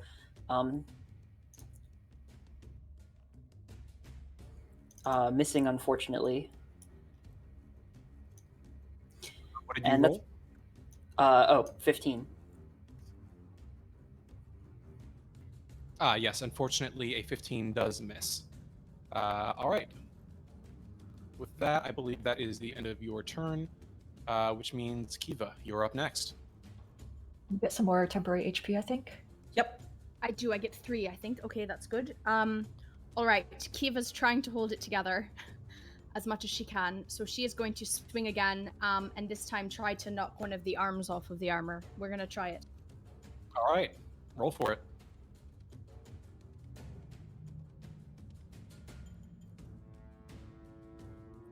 Motherfucker, that's a 10. All right, it's not going to do it. Unfortunately, no. It slides against the gauntlet, sending up sparks, and then the armor shoves you back violently. Is that your turn? Yeah, fuck, that's my turn. Lillisen, you're up next. Lillison grits her teeth for a moment, then manages to call out, I think there was a water tap or something over at the barrel. And then sort of slinks backwards. No, actually, she is going to edge towards the armor a little bit and cast another acid splash. All right, very good. Let's pull that up. That's going to be... It rolls a 19, I'm afraid. That saves, yes. Yeah. Good effort, though. Is that your turn? Yes, that's my turn. All right, very good. Metreon, you are alone in the bathroom. What would you like to do? It's not my favorite place to be, but so hearing Lillison say that, do I see the water tap? You do, yes. It Can appears I- to be poking out from the wall, just down onto the ground. I'm gonna try and use it, see if anything comes out. All right, you move down, and there's actually a little bit of a small gear that you can turn to. That seems like it might open it up a bit of an opening for the spigot. And as you do, it just kind of grunts and then whines and then stops as you see flakes of rust fall off. It doesn't appear to be functional, and it looks like it's sealed shut. Fuck, man, fuck! And seeing Erthandir run into the other room, he's gonna follow, and he's just gonna barrel past him. Hey, what did the cheap tap? Is tap working? No. Oh, great. Shut the Wonderful. fucking door. No, they're out there. I can't just leave them. And that's my turn. All right, the armor is up. It's going to take 2 more swings at Kiva. That's an 18 to hit. That hits, yes. All right, that will be 7 bludgeoning damage, though factoring your temp HP. And the second attack will be a 6, which swings wide as you sidestep it, bringing your scimitar to just deflect the blow. That is the end of its turn. Erthrandir, you can see Lillison and Kiva engaged with the armor. You can see Kiva now grunting as she nurses a bruise on her upper left arm. Lillison slowly swirling around it as she shoots gout after gout of bubbling red acid toward it. You can see Amity's head just poking up faintly, eyes glinting below the edge of the balcony as Metreon trembles behind you. What would you like to do? Erthrandir has a moment where he's just, you know what? Fuck this. And he is suddenly moving. He's taking the fishing line that he's pre-tied, and he is going to look for the heaviest thing in the room that he can conceivably still lift. All right, looking around the room that you're in right now, I mean, given your strength score, which is, what is your 8. strength?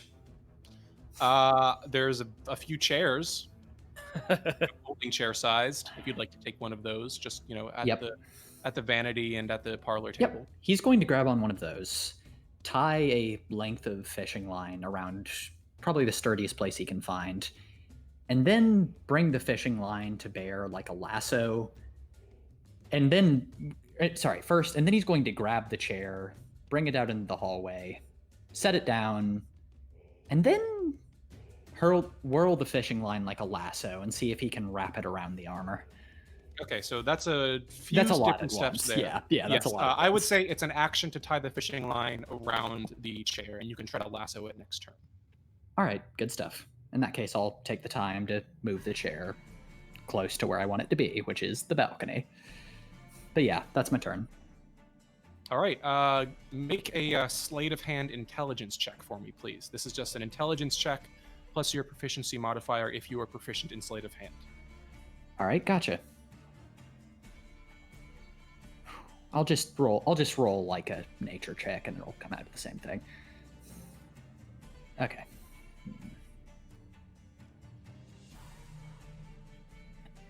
Oh, that should be with disadvantage, but 20. All right, even with your eyes heavy, your muscles trembling and shaking, you tie a secure, strong knot. Actually, you feel a little proud of yourself for a second. Yeah, no, this is not normally his specialty. All right, very good. You now have one appropriately tied chair. Amity, you're up. All right. This isn't working. We need to do one of those crazy plans with oil and rope and stuff, she says, not knowing that this is in fact happening behind her, as she shoots another arrow from further up the stairs. 6 to hit, so nada. Unfortunately, does not connect, I'm afraid. Mm-hmm. Should I start like spreading oil on the stairs or something? Yes.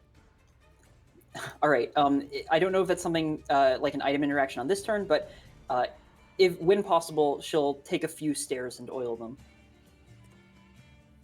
All right, that would be an action. You can do that on your next turn. Understood. All right, very good. With that, next up is Kiva. As you see a crossbow bolt hiss past your shoulder, Erthrindir doing something with a chair just out of the corner of your eye as Lillison continues to duck and evade the wildly lashing gauntlets of the armor. What would you like to do? You're hurting bad. Kiva's hurting very bad, so she is going to free action spit blood at the armor, and then she is going to rage, and she is going to attempt to swing and finally fucking hit this thing. All right, roll to hit.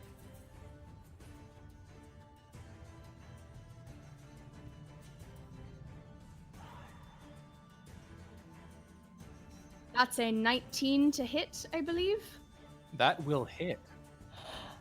And that is 8 points of damage. And Kiva's back. just... Yeah. You finish. Kiva's got that black ichor coming down her face again, blood spilling out of her mouth, and she's just screaming as she hits this thing with the scimitar. All right, and you can watch as your scimitar smashes into the side of it. You watch as the armor actually stumbles back, one of its arms going flying and scattering along the ground until it comes to a skidding halt against the door to your left. It lurches for a moment and then regathers itself, but you notice that between the impact of your scimitar and the melting acid across its shoulders, it seems to be pretty beat up. Is that your turn? Excellent. That is my turn. Thank you. Lillison, you're up next. All right. Lillison's going to throw a glance over her shoulder to see what the progress is on this this fishing line and chair thing that Erthrindir is doing. I got the lasso. I just need to throw it, and then we gotta huck the hair, chuck the chair over the side. All right. All right. Drop the end. And Lillison is going to clench her fist long enough for the green glow around the gem to turn blue. And again, with those super precise motions, she's going to cast Mage Hand. All right. Where does the Mage Hand appear, and what is it doing? The Mage Hand is going to appear next to Erthrindir. It is going to pick up the end of the fishing line, and if I still have, the opportunity, I would like to start winding it around the animated armor. All right. I would say make a... this is a bit interesting. I would say make a sleight of hand check, contested by... Okay. That is a 16 on sleight of hand. It rolls an 18, I'm afraid. As the Mage Hand begins circling around it, it spurs one gauntlet outward, sending the Mage Hand spiraling and the fishing line for a moment spinning out of your grip. Okay, I believe that is my turn. All right, very good. Metreon, you're up next. So Metreon, just seeing Kiva now raging and bloodied and wailing on this thing, and feeling the hand crossbow heavy in his hand, fucking hell, and he's just gonna go out and shoot. Would he be able to just get a straight shot, or are Erthrindir and Lillison providing cover for the armor? Erthrindir is providing 3/4 cover. If you move past him, it'll only have half cover from Lillison. Okay, so I will... he wouldn't want to move closer to it, though. Can I yell at him as a free action to move, and then... No, I can't do that. You can ready an action if he moves out of the way on his turn. Yeah, I'll do that. All right, Erthrindir, you heal Metreon, yell at you to get out of the way as he loads a crossbow bolt and stands beside the bed, launching or aiming it toward the armor. And if that's the end of Metreon's turn, It's now the armor's. It's going to lean back and then lurch, slamming with its entire body directly toward Kiva, attacking twice again. Oh no. That's a crit. No. Oh no. No. Oh, mother God. Oh. Okay. Slam All right. forward. All right.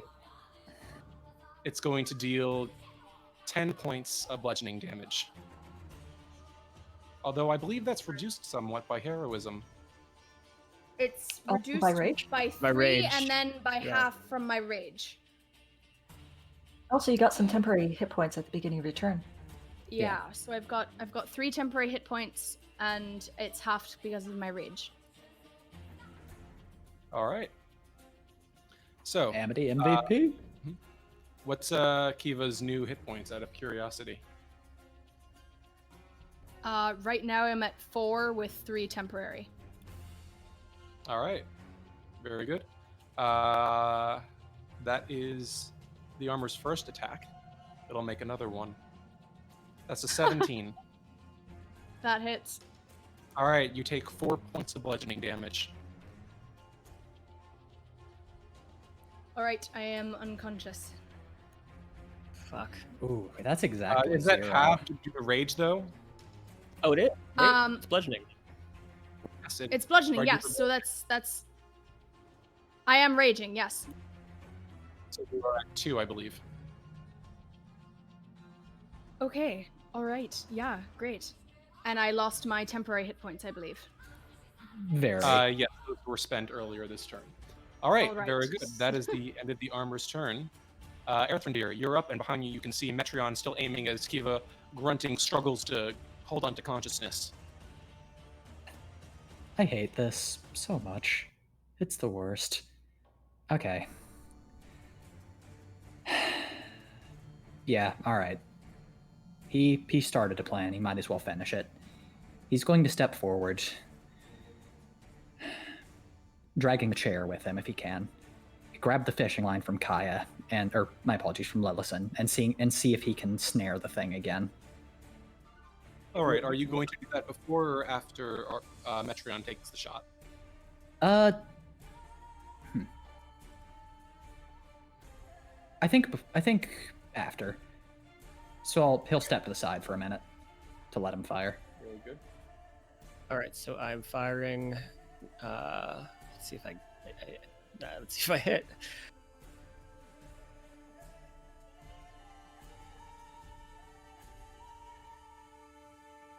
Woohoo!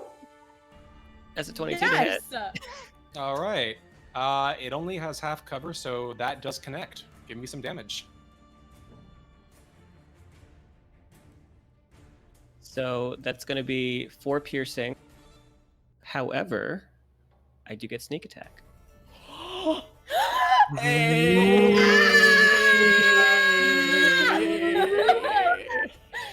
That was the most intense vocal vibration. So that's 9 points. That's 9 points of piercing total. All right, very good, and it will take them indeed.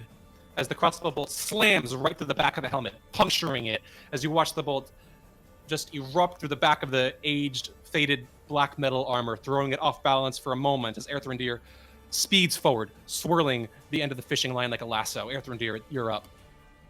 All right. So what? This would still be sleight of hand with intelligence, or what kind of check? So would- right now, if you're just trying to lasso it, ultimately you have a few options. If you want, you can try to throw it over Lillison's head, kind of lassoing it, but it'll be pretty hard, and it will have half cover. That'll be a ranged attack, or try to get close to it, and just make a kind of a melee attack to wrap it around its leg or I its. think he's going to do that. He's realizing that he is not a cowboy and is going to instead step forward and see if he can just wrap it around it. All right. This will be. I'll treat it as a. This is a little tough, but it's not exactly a grapple. So I would say, make another sleight of hand check. This is another sleight of hand intelligence roll. 11. All right. That's a 14. For the love of God. I hate this thing so much. Flames on the side of my face. All right, That's is that my Arthur's turn. turn? Yep. All right. Amity, you're up. All right. Everyone, when you're coming down the stairs, just jump over the first 3, okay? Unless you're big and made of metal. She's spreading oil on the top of the steps. Gotcha. Thank you.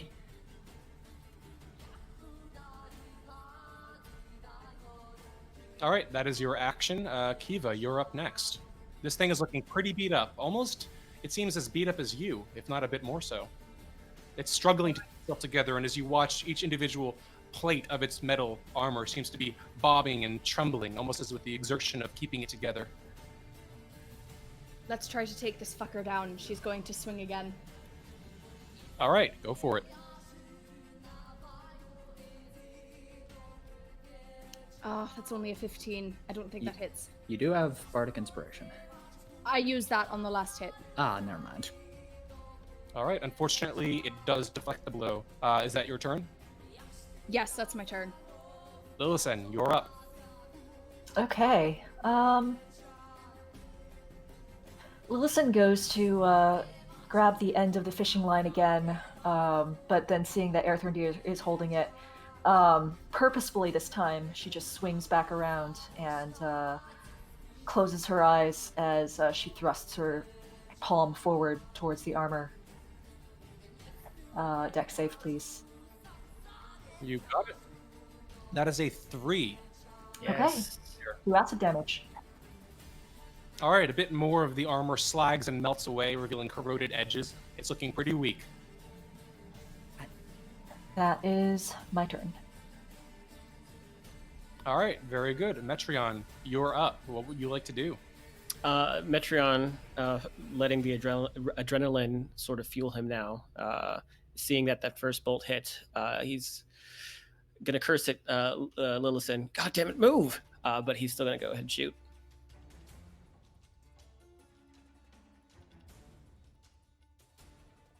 What you get? Only a 13. Unfortunately, no. You nimbly watch as the bolt loosens, and Lillisen actually ducks a bit just as it clips past your ear, but the armor bats it away. Yeah, that's my turn, I guess. Unless I can use a bonus action to look around the room that I'm in. I don't believe so. You can just look around, but a full search would take your action. Okay, perfect. All right, with that, the armor is up, and it actually, as you watch, turns to the newcomer that just most recently attempted to lash around its torso. As it fixes its helmeted gaze on Erthrindir, it's going to lurch toward you, dragging its one good arm back before smashing it toward the side of your face. That is a 23 to hit. Yes. Oh. Unfortunately. For 4 points of bludgeoning damage. Erthrindir screams. Second time. 21 to hit. Yes. 8 points. Uh-oh. What was the first one? 4 points. Total of 12. I'm down. Erthrindir Oh my god! crashes to the floor. What? Slipping on Ground. the grease.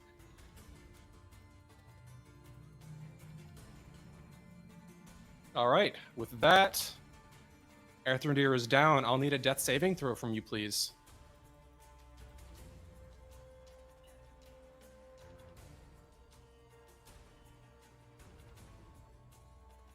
20. Yeah, just get up. Just get up.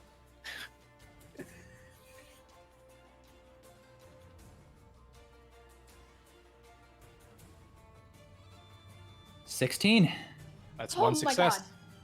Amity, you watch as the armor slams, pummeling Erthrindir twice. You hear something snap on the side of his jaw, and as you watch, his eyes roll back and he goes falling back, almost stumbling down the steps before he collapses atop the top balcony. Oh god. The Can floor is I deadly silent for a moment. What would you like to do? can I like get to him and try to carry him down the stairs without getting in sword range of this guy?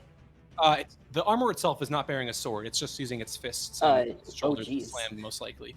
Same But yes, question. you can kind of drag him down very gingerly Although I'll say you're moving at half speed when you're either carrying him or when you're walking on the oil. Understood. So I'll carry him. Let's see, 1, 2, 3.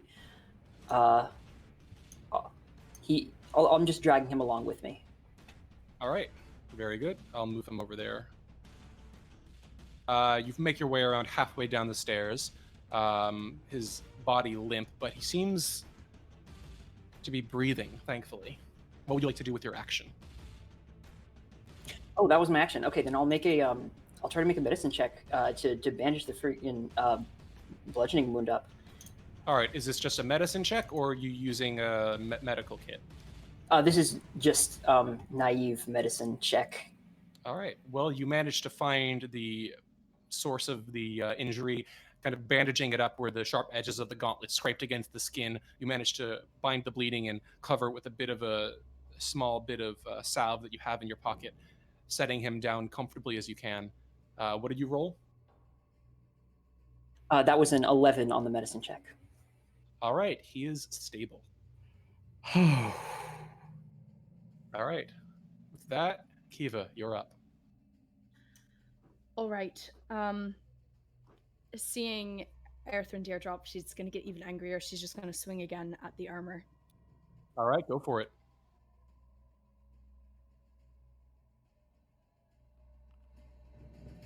Yes. That is a 22. Yes. And that is 9 points of damage. How do you want to do this? Oh my god! I'm going to take my scimitar. I am going to stick it in the front of the helm of the armor all the way through to the fucking crotch joint of the armor down below, and then I'm going to rip it out the front. Right, the armor crumples, tearing with age, as suddenly all of the weight of the years suddenly imprints upon it. You lash outward, tearing the breastplate away and splitting it apart. You hear rattling and clanking as the breastplate goes spilling down the stairwell until it lands at the bottom below, the rest of the armor collapsing into a pile of dark, twisted metal. And that is where we will take our break. It's a wild ride, baby. Enjoying this combat, and we will pick this up after a quick 15-minute break. Until then, enjoy a new episode of our Fireside Chat with Kaya. I think you'll find it quite intriguing, especially if you like building characters, and a few other messages from our D&D community. See you soon.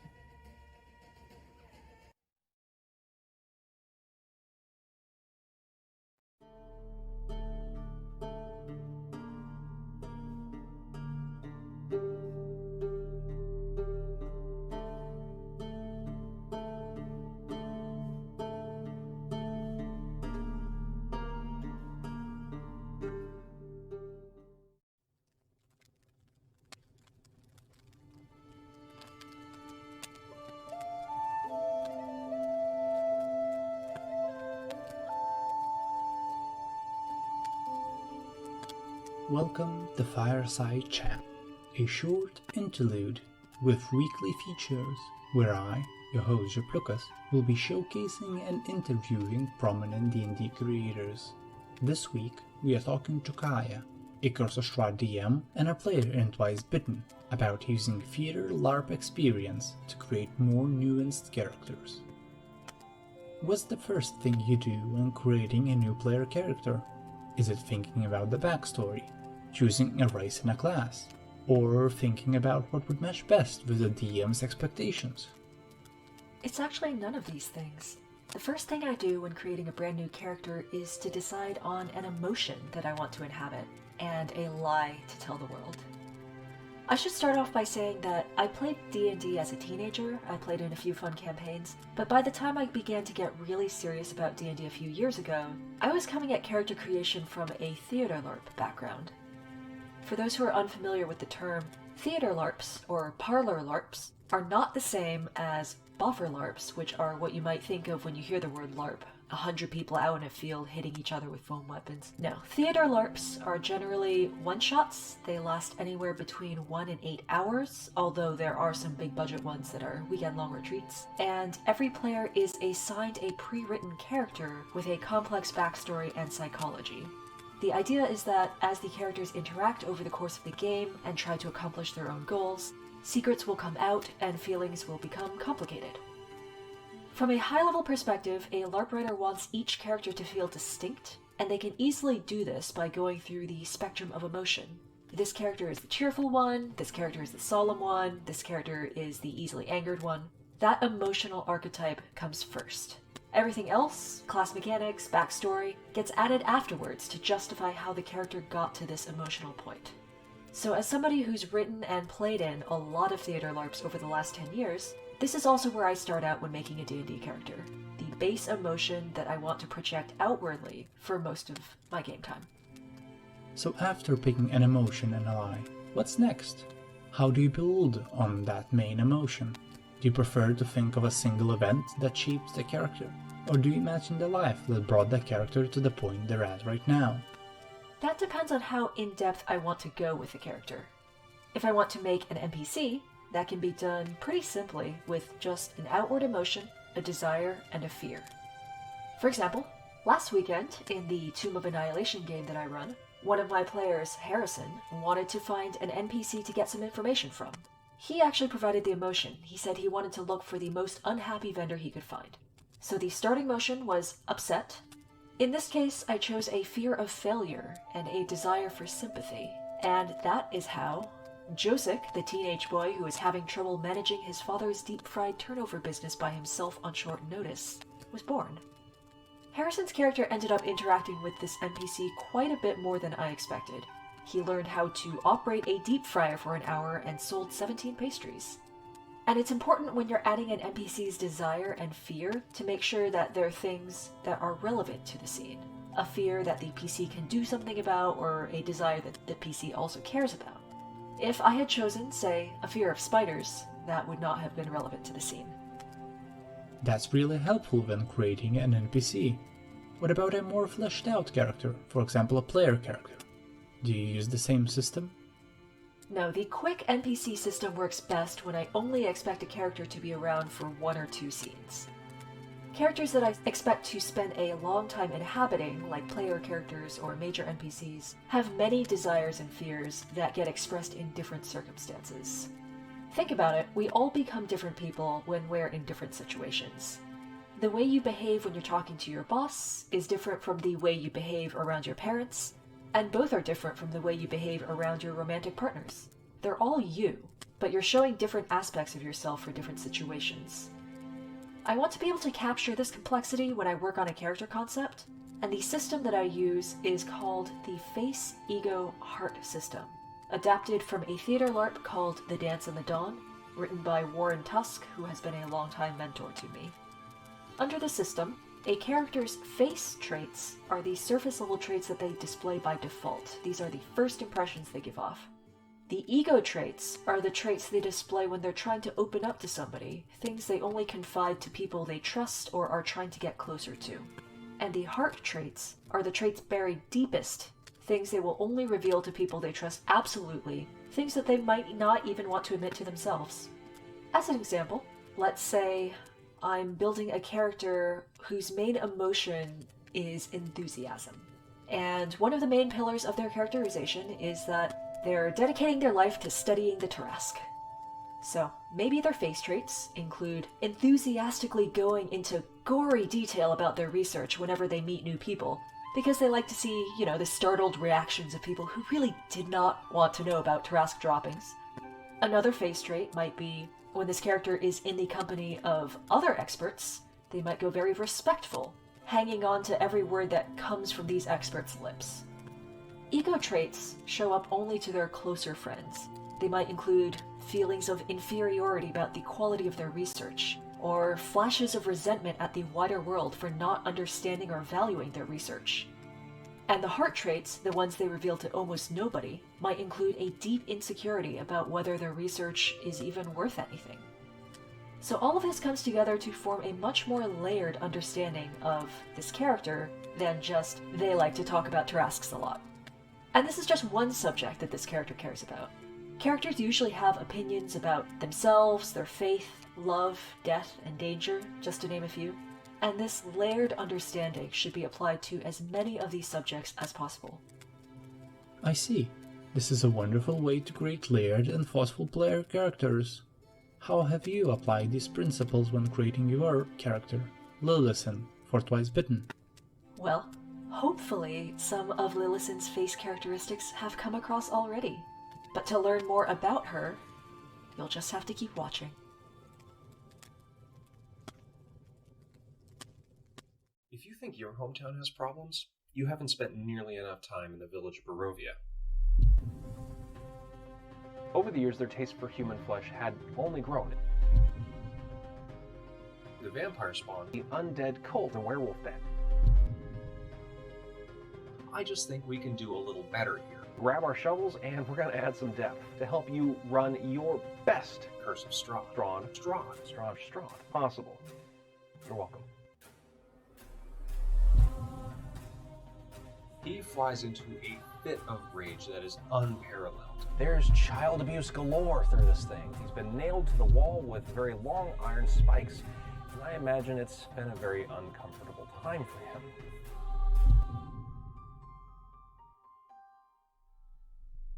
You see, in tracking a monster, one always needs proper bait.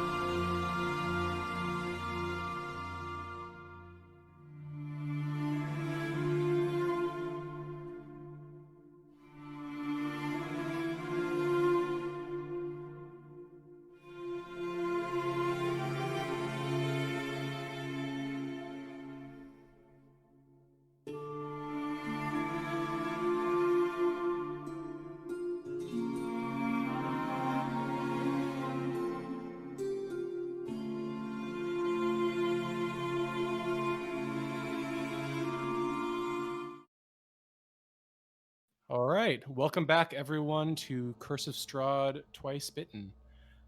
Before we begin, I think we have a few minor announcements to get out of the way. So let's switch things over a bit. First, a quick shout out to our continuing virtual tabletop sponsor for this campaign, Foundry VTT. They have been excellent and very supportive and have an excellent community as well. So thank you for your support of the campaign. Next, I think we had some quick social media announcements. Serena, do you want to take it from here? I can indeed. So for all of you guys who have been following along on Twitter and in the Discord server, it is Happy Bite Day Kaya Week. As we know, today is actually Kaya's birthday, August 15th. So keep celebrating in the chat. All of your loving messages mean the world. And you can also keep celebrating on Twitter. We will be accepting meme submissions and other nice words until tomorrow. We have a new YouTube channel URL, youtube.com/c/our Curse of Strahd. We have our own custom URL, which is lovely now. As always, remember to follow us on Twitter at TwiceBittenCOS for more updates and behind the scenes stuff. And if you're interested in submitting artwork, ads, and memes, we accept them at twicebittencos@gmail.com. All of your submissions will remain anonymous. Just put in how you'd prefer to be credited, whether it's your Discord name or your Reddit username. Thank you. All right, beautiful. And yes, happy birthday, Kaya. Thank you so much for spending the day with us. You are awesome. You're the best. All you guys. Hey, happy birthday. All right. And with that, I believe I just have some more announcements from you, Kaya, if you just want to go over some quick stuff. Yes, a big thank you again to all of our music sources, the video game companies and independent composers who have graciously allowed us to use their music in our campaign. We have music from Nico Tarmia and Frictional Games, that's the Amnesia Dark Descent OST. Stuart Chatwood for Red Hook Studios. Marcin Pshivivoich and CD Projekt Red. And we have music from Scott Buckley, Cryo Chamber, Kevin MacLeod, Midnight Syndicate, Sword Coast Soundscapes, and Concerned Ape, as well as Amity's Leitmotif by Frederick Chopin, who always deserves a shout out. Thank you again as well to Runesail, who has done all of our wonderful character portraits, and to our very own Jack for putting together all of these wonderful overlays. This stream looks fantastic, and that's because of you. I don't need to toot my own horn because y'all are tooting it for me. Oh, happily, Jack. Toot your horn any day. All right. And on that note, thank you all for sticking around during the break, and let's dive back in. As you slowly catch your breaths, sweat dripping down your foreheads, the dark, dusty balcony of the third floor of the Durst Manor. The crumpled remains of the black plate armor now lying haphazardly in a mound across the floor. An unsettling silence descends over the corridor. In the room that I'm in, can I do just like a cursory glance and seeing? Actually, you know what? Can I actually? Because I remember Lillison talking about this room in particular, and that little thing in me pings. Oh wait, there were possible valuables in here. So I'd like to see if I can find those. All right, looking around, it's actually fairly easy to find. In the corner right where Erthrindir took the chair from, there appears to be a reasonably nice-looking vanity, though it's now somewhat aged, and it appears to hold a silver jewelry box. He's just taking the whole box and dumping it into his satchel. All right, very good. While that's going on, Lillison, you hear the sound of rummaging and clinking metal coming from the room above you, but as you look toward the stairs, you see Amity cradling the head of an unconscious and unmoving Erthrindir. Lillison is going to be unsurprised at the noises that she's hearing from the bedroom. She's going to look at Erthrindir and look at Kiva and say, Are you all right? Go look at him. I'm fine. And she's going to just slump down to the floor and spit out more blood and try to wipe the black off of her face again. Metron will come out of the bedroom, seeing that Erthandir is not around. Where's the elf? Instead of responding, Lillison is going to just go over to the steps, hop over the first three, and sort of sink to her knees as best she can while on stairs. That sounds kind of awkward. And look at Erthandir and then look at Amity. He's alive, but his shoulders caved in. Does anybody have... Does anybody have any potions? No. He's not good. Yeah. Let's move him to, I suppose. There's a bed, a large bed in there. If you just want to set him up. That sounds good. And Metron will go to Kiva, seeing her presumably covered in both her own blood and some of that black ichor. Are you all right? Looks like you took quite a beating. I'll be fine. Worry about him. We need to get him back to consciousness, I suppose. You said there was a bed to go lay down on. Yes, over here. And Metron will start to guide them into the bedroom.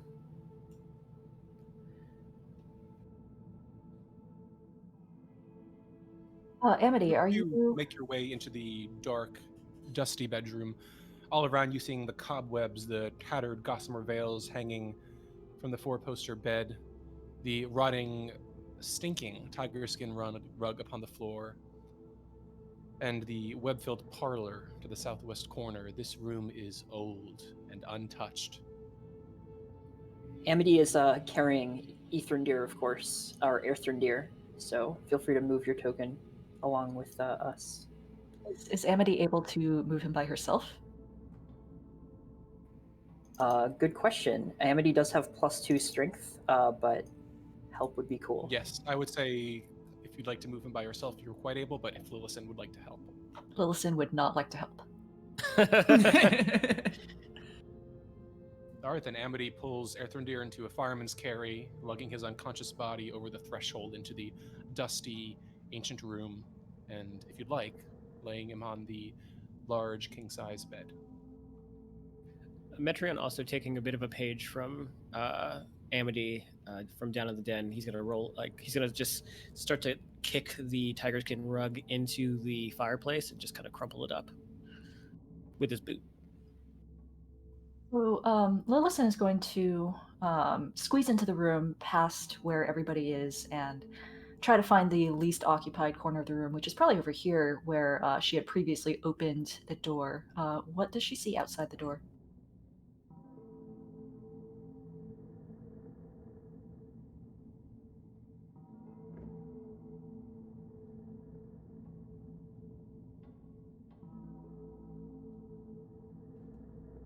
Yep. Sorry. You peer out the door, and beyond it you can see a simple balcony surrounded by an old, cracked wooden banister. Beyond it, you can see nothing. Nothing more than the cold and slightly swirling wall of mist that presses against the sides. As you peer out, it almost seems unnaturally flat, as though it's only an invisible glass pane keeping it from spilling forth onto the balcony itself. The mist doesn't look like it's trying to creep onto the balcony or anything? Looking over it, no, it seems as though it's just hanging there, slowly curling around it like tendrils, testing whatever barrier lies here, but otherwise, the balcony seems clear. Okay. Lillison would like to attempt to sneak out onto the balcony while nobody else is looking. All right, make a stealth check. That is a 16 stealth. All right, I believe that beats everyone's passive perceptions, so no one sees Lillison slip outside, leaving the door to the balcony open behind her. While that's happening, Kiva and Amity, what are you doing? Amity is going up to Kiva and saying, "Oh my god, you are so brave. That was amazing. I would hug you except for all the, she gestures to all the blood and ichor. It's fine. Thank you for helping me. I don't think I would be standing here without your assistance. Well, I'm sure we can find a handkerchief, some kind of towel somewhere, and Metrion's going to look around the rest of the room. Sure. Looking around, is there something specific you're trying to find? Something that he could just toss Kiva to use as like a towel or handkerchief or something like that. Looking around, you can see, there's a parlor in the southwest corner. There appears to be a tablecloth covering the table there. Glancing around, however, otherwise you can just see what seems to be a pair of empty wardrobes and what appears to be perhaps a closed closet door with a full-length mirror mounted upon it.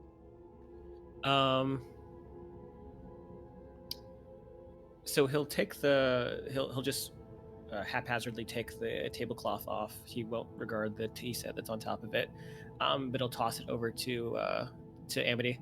Here, use this. But then noticing that Lillison was around this area at one point, but noticing her gone, he'll look around. Where'd Lillison go? Did we lose her already? I don't know where she could have gone. We were all just here a moment ago. Amity cries out, Lily! What is Lillison doing at this point? Lillison, having closed the door behind her, is shooting acid splashes into the mist.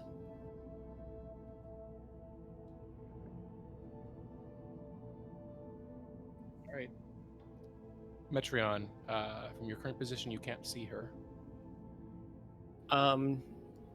Do I hear anything behind any of these doors, or? If you'd like to open any of them, or if you'd like to listen to one in particular, you may. What's the door to the south? There are two. There's one closer to you, and there's one in the corner. Which one would you like to open first? I'd say that he would open. He'd probably just go for the one closest to him first. All right. If you'd like to move adjacent to the one to your left, or that one. You open the door to the balcony, and peering beyond it, you see Lillison, her arm outstretched, a greenish light illuminating from the crystal orb on her palm. Lillison, you hear the door open to your side. How high is the fog?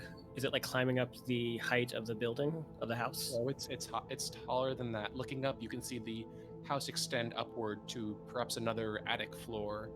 And the wall of mist just keeps climbing and climbing. It doesn't end. Metrion his eyes just wide with shock and panic. He's going to reach out and grab Lillison by the arm and try to yank her back in. What the fuck are you doing?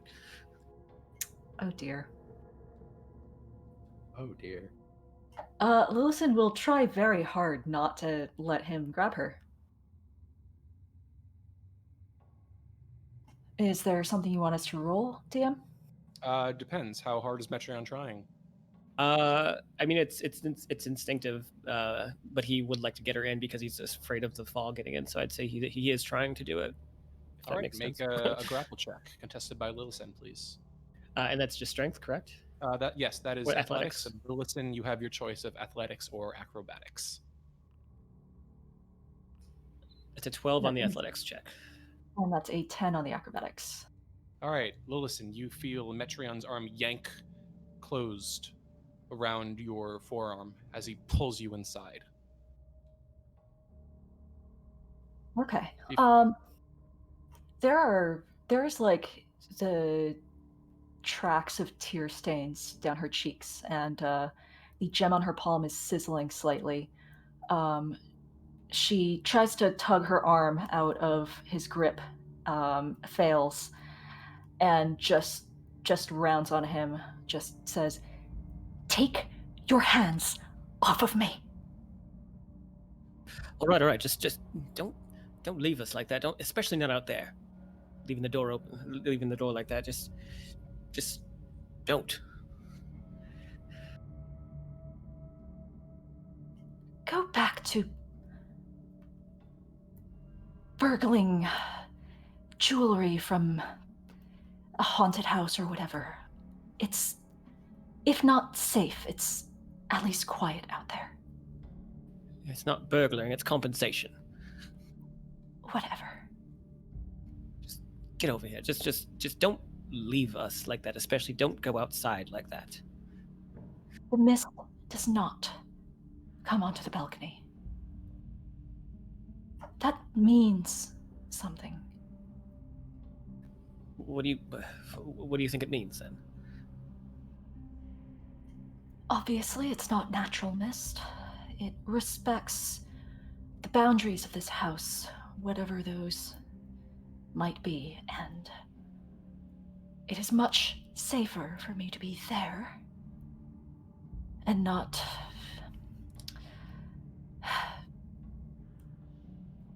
spewing the contents of.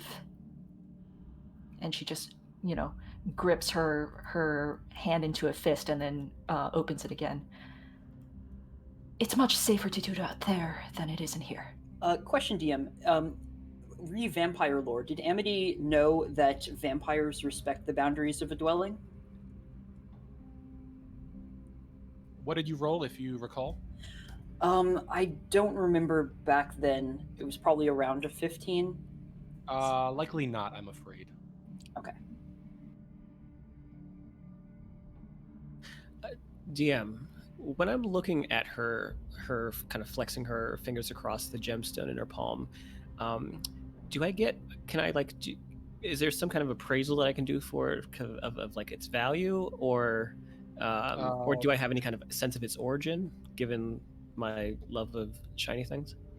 I would say if you'd like to make an intelligence check as just a basic appraisal roll. 13. 13. Lillison, how valuable is that thing in your hand? Let's see.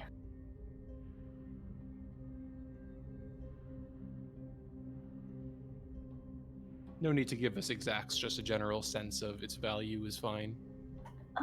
It's maybe about 10 gold. Okay. Does it look like, or with the 13 intelligence deck, do I get a sense of like where it's from, or like any kind of history about it? Like, does it look like any kind of jewelry I've seen? What do you mean by that? Just you've not encountered this specific jewelry before. No. Okay, that's all I meant. Yeah, I was just wondering if there's like any kind of traits about it that seemed familiar to me, given my travels.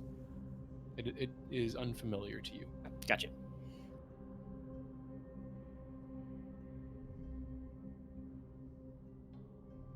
Well, what do we do now? And Metreon kind of juts his head and nods over towards Kiva and Earthendeer. You do is keep tending to Earthendeer until he wakes up. What I am about to do is go back on that balcony for 5 minutes. Fine, get yourself killed.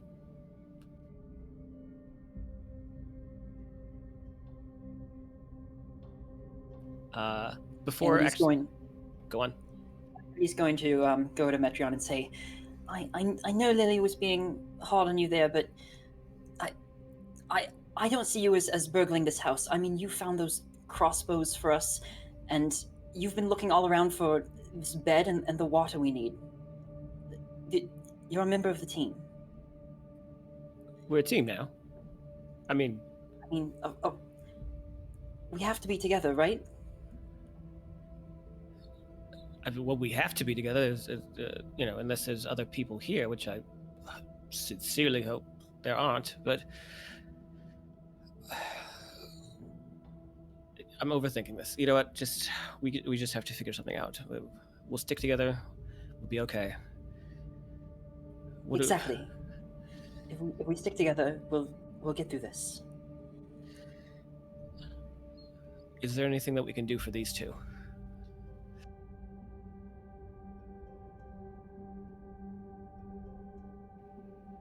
Amity's hands the tablecloth that Metreon threw her to Kiva to sort of help dry the blood.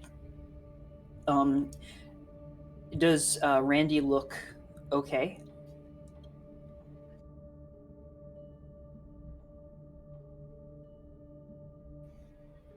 DM? Athendir looks well enough. He's still unconscious, breathing a bit heavily as his eyes flutter a bit. There's a thin sheen of sweat on his forehead. But looking over him, if you'd like to, you can make a medicine check. Sure, yeah. That is going to be a. I guess this is with disadvantage. 11. 11?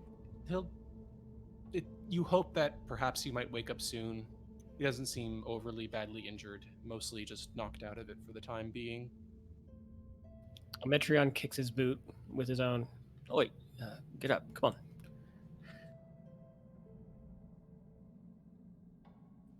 I don't think that's going to work, love.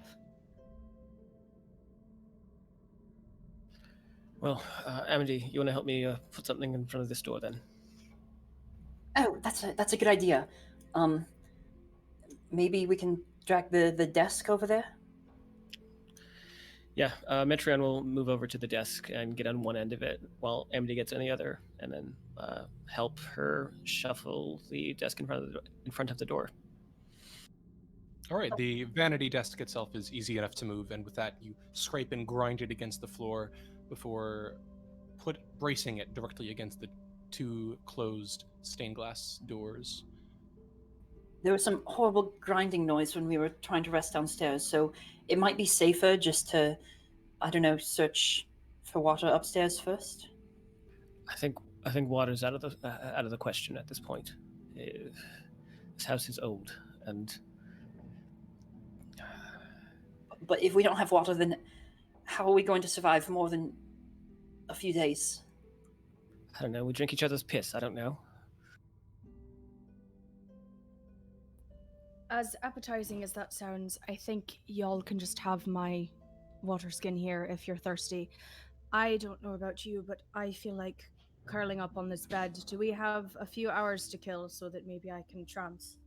I think the house has a few hours to kill us. I don't feel comfortable staying in here as for any extended periods of time. But if there's nothing else we can do, there's nothing else we can do. Well, the other option is we look around and maybe there's some sort of potion or some sort of healing supply in the house somewhere. I'm not so sure, but it could be worth a look.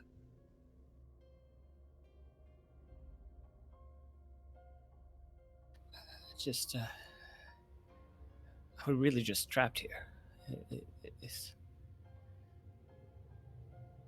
Is this it? Do we find what's ever downstairs and try to deal with it? Do we stay up here?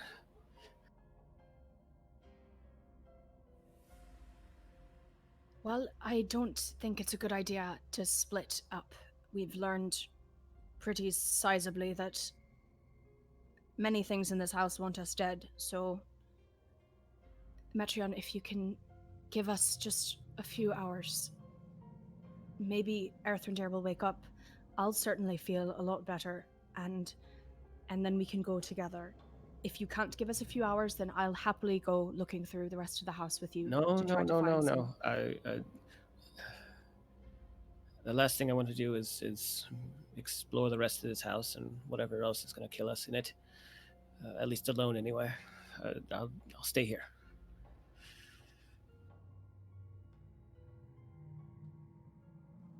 All right. So I'm just gonna try to shut my eyes and trance for a little bit. But if anything happens, just wake me and I'll be right there with you. Okay?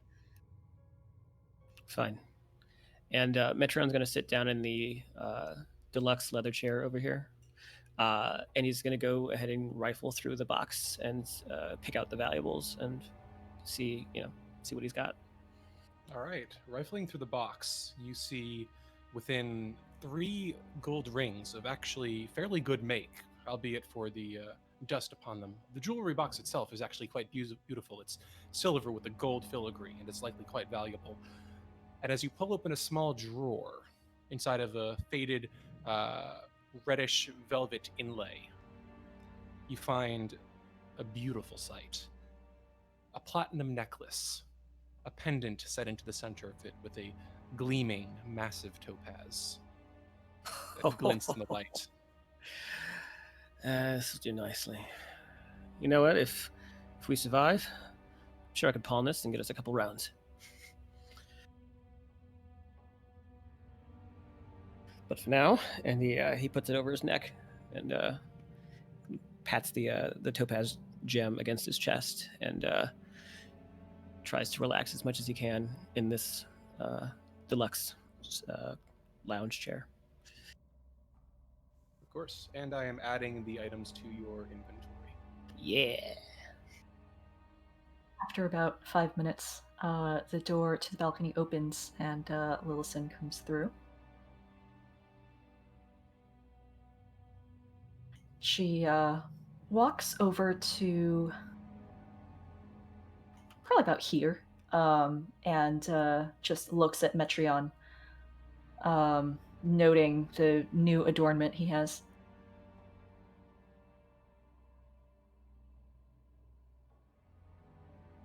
I would say, too, that he also puts the rings on. Metreon. Yes, love. Lillison stands very straight, puts one fist in her other, and bows very slightly from the waist, and says, I apologize for being harsh and short with you there. That was you harsh. He smiles and there's a little faint flicker of light against his gold tooth. Oh, I've dealt with much worse than you, love. And since we all work together, consider it water under the bridge.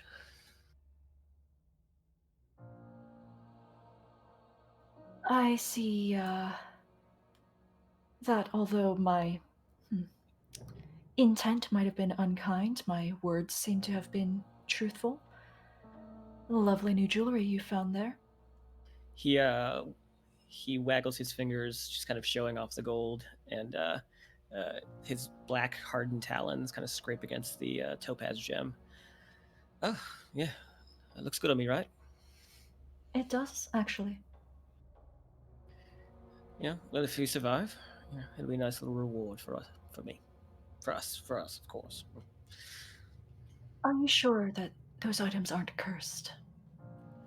Well, I can either die looking beautiful or less beautiful than I am now, so might as well go for the former. It's quite the life philosophy.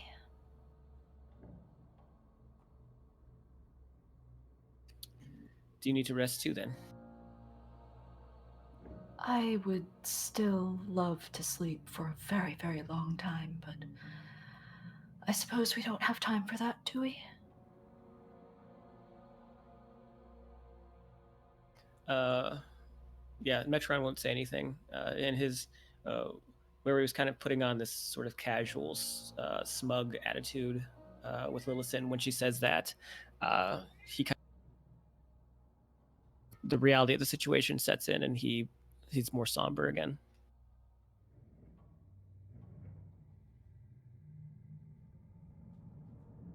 All right, with that, are you taking a short rest here, a long rest? Who is resting? Lillison's going to go over to one of the chairs by the, I don't know which corner that is, but she's going to try for a long rest. Kiva's also going to attempt to try to trance. All right, very good. What about Amity and Metreon? Metreon is actually going to spend the next 4 hours that they're trancing, I suppose. But he's going to be just rifling through the cabinets, the vanity desk itself, just seeing if there's anything else of interest or value in the room. Sure, make an investigation check for me. And I don't think that would take 4 hours, more like 15, 30 minutes tops. A lot of that is just pacing. That's fair. That's an 18 on the investigation check. An 18. You move your way around the room, inspecting the vanity and the wardrobes as well, inspecting for anything that you might have missed. You can see the now fallen onto the ground where you had yanked the tablecloth off. The empty porcelain bowl and jug that have now actually, the bowl you now see has fallen to the ground from the force of pulling the tablecloth and shattered into pieces and bits upon the floor. The jug just kind of leaning on its side atop the now uncovered, dusty wooden table. Glancing around, if you'd like, glancing beyond the mirror in the wall, if you'd like to open that door as well. You surmise would, it's supposed actually. to be a closet. I'll take a peek. All right, it opens to reveal a simple, empty, dust-choked closet. This is directly to the south of the bed where Kiva is. And while you are also in your current corner by Lillisen, you open what appears to be a small wooden door, its surface half rotted by age, a tarnished metal button set into the wall beside it. There's a small place for a hand to fit into kind of leverage it open. And as you do, peering inside, it appears to lead to a 2-foot wide stone shaft with a number of long wires dangling vertically from above to below. It seems that there's a bit of a pulley system just above, just perhaps a foot or so above this little entrance, and that the wires go all the way down, vanishing into darkness below. But with your gaze, you can see what appear to be 2 additional landings, and it descends lightly toward the bottom of the house on the first floor. Would I know that this is a dumbwaiter? Yes, you would likely recognize this as a dumbwaiter. Cool. He'll look at it. It won't be of any real importance to him. But then he'll go back to the closet. All right. The closet itself being just empty and choked with dust and cobwebs. Oh, sorry, I misunderstood that. Okay, yeah. Well, if he's done searching and doesn't really find anything of other importance, then he's just gonna sit down periodically and then pace and do that for the next few hours. All right. What is Amity doing? Amity is also just going to sit down, try to comfort Truffle a little, and then about several hours into the trance, she's going to confront Metreon and say, at some point we're going to have to make a decision that I've been thinking about.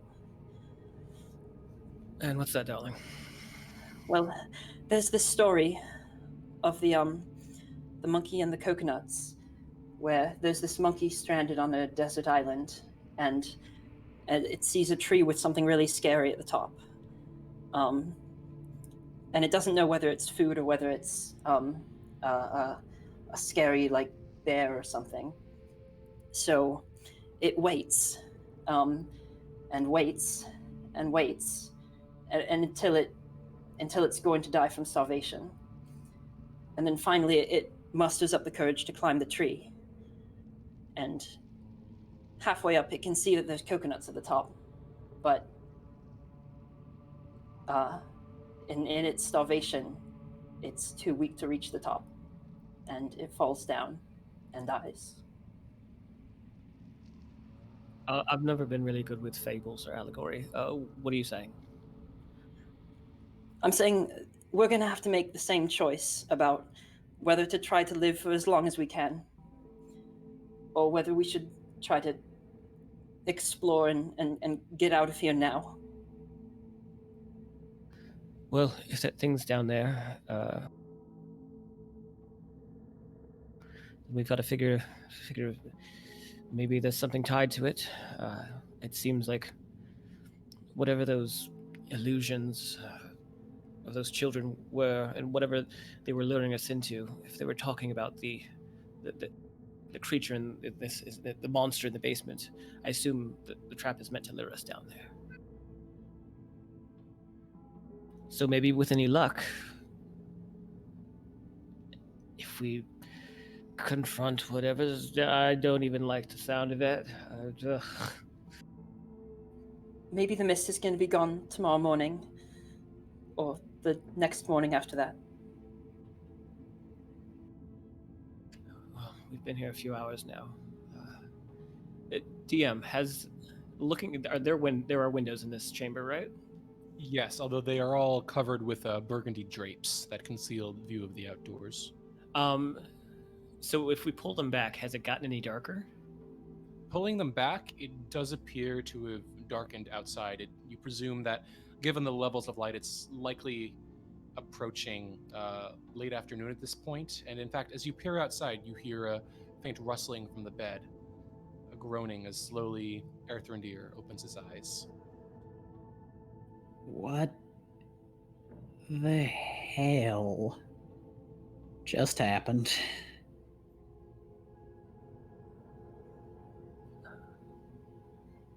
Well, good morning, sunshine. Oh my god, you okay? You okay? Yeah, no, I just was trying to do the stupid cowboy thing, and then I was out like a light. Did I get hurt? Oh, he looks down at his shoulder and just freezes. Oh, Corellian preserve us. Looking at it now, it's not quite as bad as you had first feared. It seems to have been bruised fairly heavily, and in fact, looking over it, it's going to be purple and raw for quite some time, but it seems that you'll at least be able to move around pretty well, and hopefully with some time, the pain will fade. Oh, is everybody... He, starts upward, looking like he's about to run out to the armor again, but then looks around the room, sees everyone sleeping, and comes to the correct conclusion, and then looks at Amity. How long's it been? A few hours now. At this point, it's been around an hour, actually. Around an hour. You should have seen. You should have seen it. Kiva just railed on it. Well, yeah, she's a strong lady. It's not surprising, but you were doing pretty good too. That little burst of heroism kept her alive. Thank you. Hey, I shot it in the head. Good job to you too. I didn't... No, honestly though, that was a beautiful shot. Didn't know you were that good a marksman. Metreon, it's at this point that you realize that the temperature in the room has dropped quite precipitously. You realize suddenly that you're shivering, and as you exhale, you can see small clouds of frosted mist drifting from the breath of each one of your compatriots. The temperature around you continues to drop, and as it does, you can hear slowly approaching from the other side of the doors the slow echoing of footsteps growing closer and closer, and as they do, you can hear the faint sound of a woman's voice humming, echoing from the corridor. Oh fuck. Hey, what is it? You all hear that, right? Yeah, it's a... What? And then he looks at his breath. What's that, Kiva?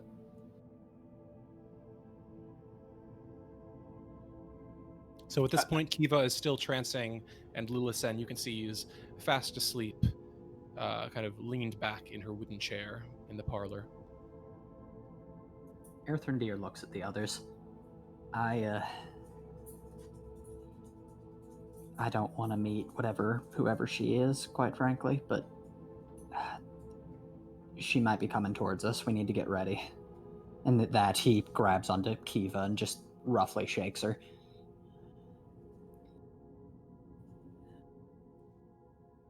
Yes. What is? Are we in trouble? What's going on? He puts a finger to his lips and then points to the ice frosting across the window panes and the distant sound of singing. Don't move. Or move if you want to, but there's something coming. All right. Kiva's going to stretch, and all of her bones are cracking, and she is going to stand and sort of arm herself with her shield and scimitar. Thrandy is going to take a moment to kind of think about what could be causing this cold. Is there any sort of magical phenomena or creature that he could think of that would actually do something like this? Make an Arcana check for me. Gotcha.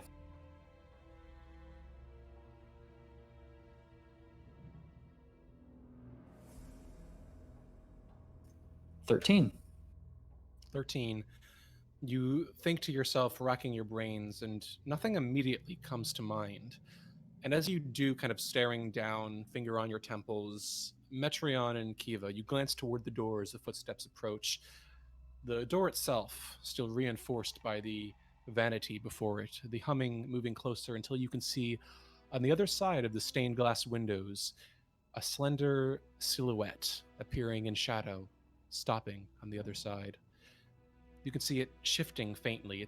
One of its arms is cradled oddly across its chest, and then the other reaches forward and you hear the door begin to rattle. Metreon throws up his hand crossbow, but backs up away from it.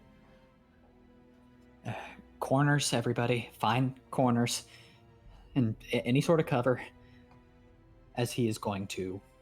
Earthendeer is going to retreat back to squeeze behind the headboard if he can. Or if there's, space there. If there's not, then he'll just stay on the bed. Is there any way you can ping on the map which door is the one that's rattling? It is the one, the second from the left on the bottom. It's the one that Lillison came through the first time. Okay, so Kiva is going to position herself here, sort of kitty corner to the door in case it opens, and she can just fucking wail away if anything comes in. Amity pulls Truffle under the bed with her. Is Lillison still trancing?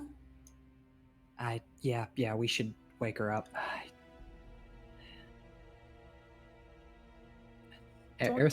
Don't touch her. She doesn't like to be touched. I'm sorry. Our personal boundaries are more important than our lives at the moment. The rattling at the door abruptly stops.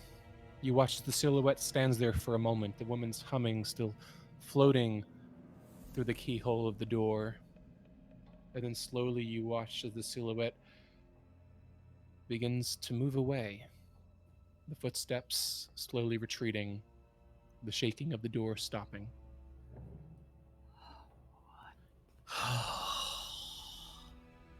Silence.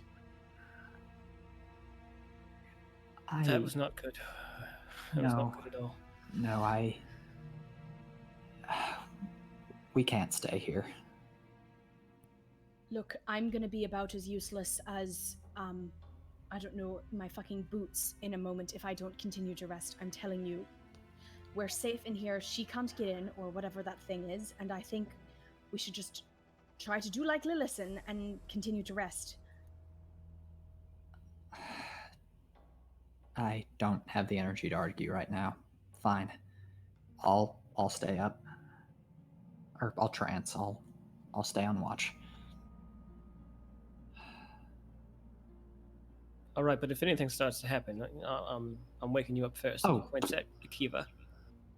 That's fine. I don't mind that.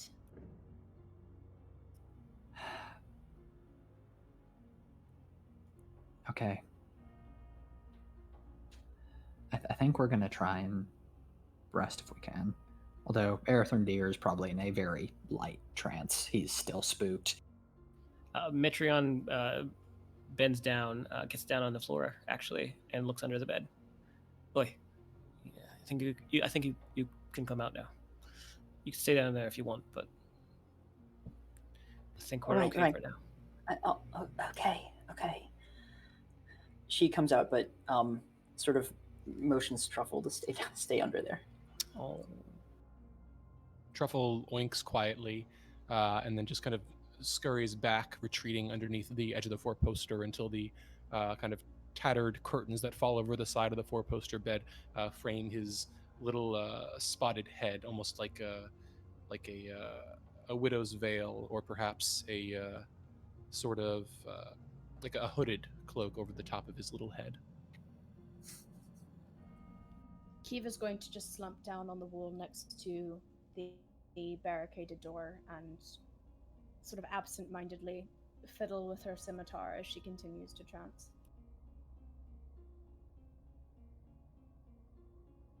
Yeah, I think we keep going if we can.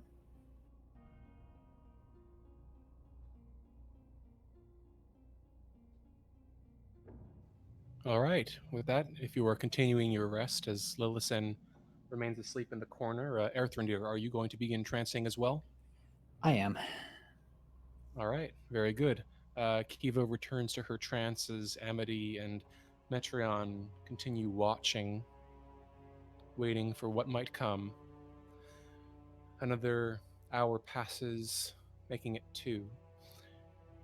And at some point, Erthrindir, as you're trancing, you think you hear, coming from below you, where you now rest, the sound of grinding stone, followed by distant footsteps that slowly fade into nothingness.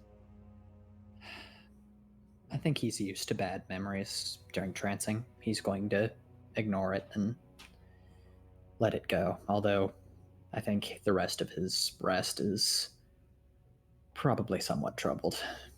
Of course. And as that occurs, another hour goes by slowly. I would say that. Fourth. Oh, sorry. Yes. No, I was just going to say that over the rest of the remainder of the rest, Metron would have been in the chair, his legs pressed up against his chest with his hand crossbow, just facing outward. Very good. And as you keep an eye peeled, if you're keeping watch, you can make a perception check if you'd like. I will do that. 9. 9. Your watch passes uneventfully, though at one point you feel your nostrils start to twitch as a scent of something unpleasant and rotted creeps into your lungs as if wafting from some other corner of the room. And then slowly it vanishes until you can just smell the dust, musty old room once more. The final hour passes for Kiva's rest, and her eyes flutter open, her trance ending as her long rest completes. Erthrindir still has an hour left on his. Once Kiva's awake, she's going to stand up and stretch and actually use the tablecloth a little more to really scrub the remaining sort of dried black blood and the blood that's on her from her body. And then she'll stand and actually keep watch with Metreon.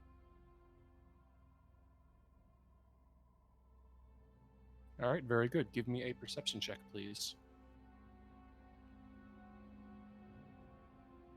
That is a 7, so nice.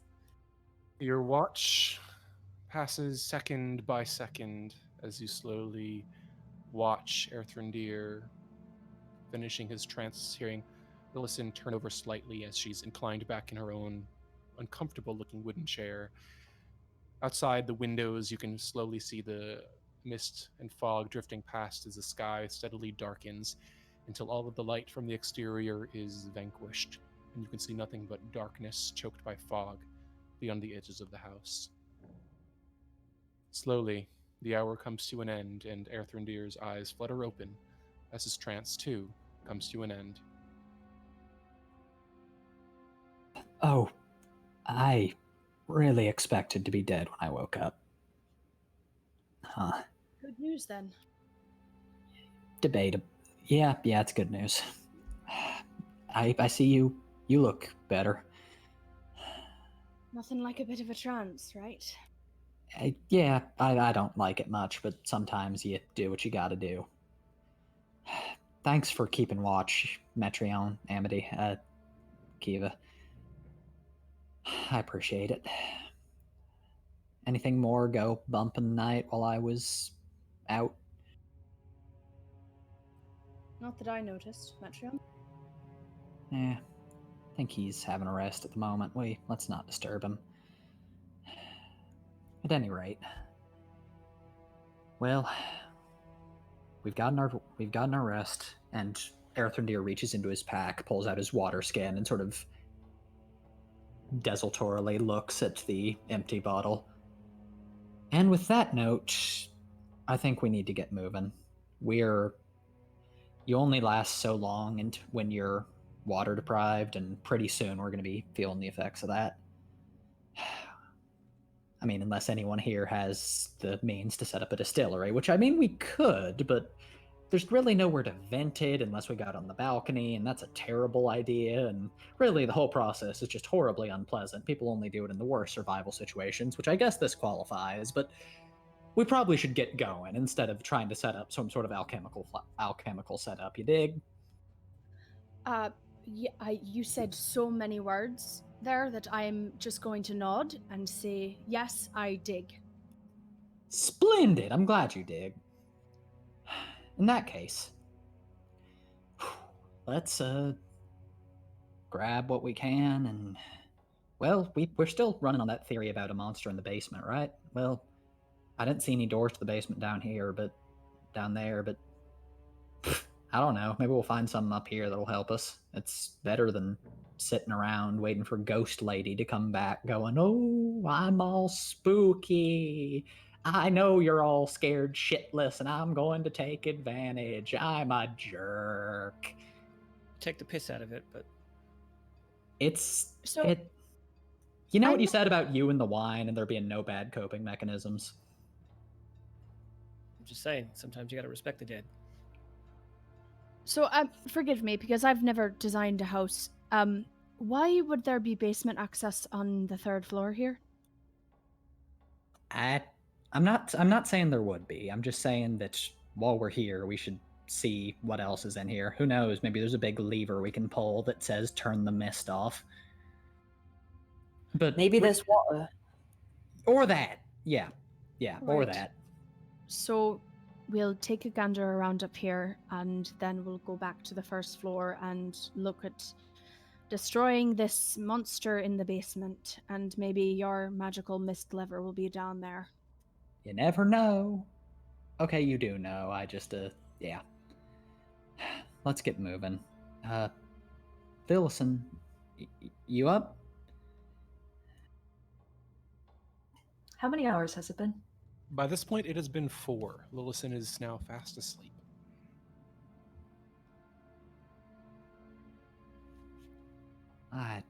Shoot.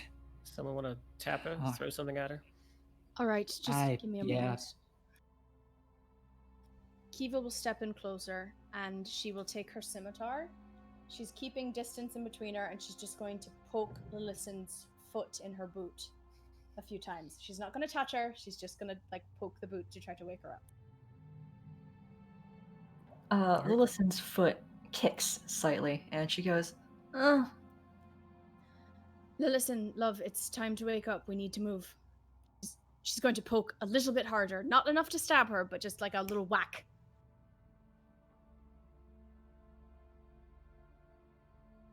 Lillison just sort of nudges her boot away and shifts a little bit in her chair. All right. You can leave her here if you want. Erthrindir sits up on the bed and throws a pillow at her face. Thank you. That's easier.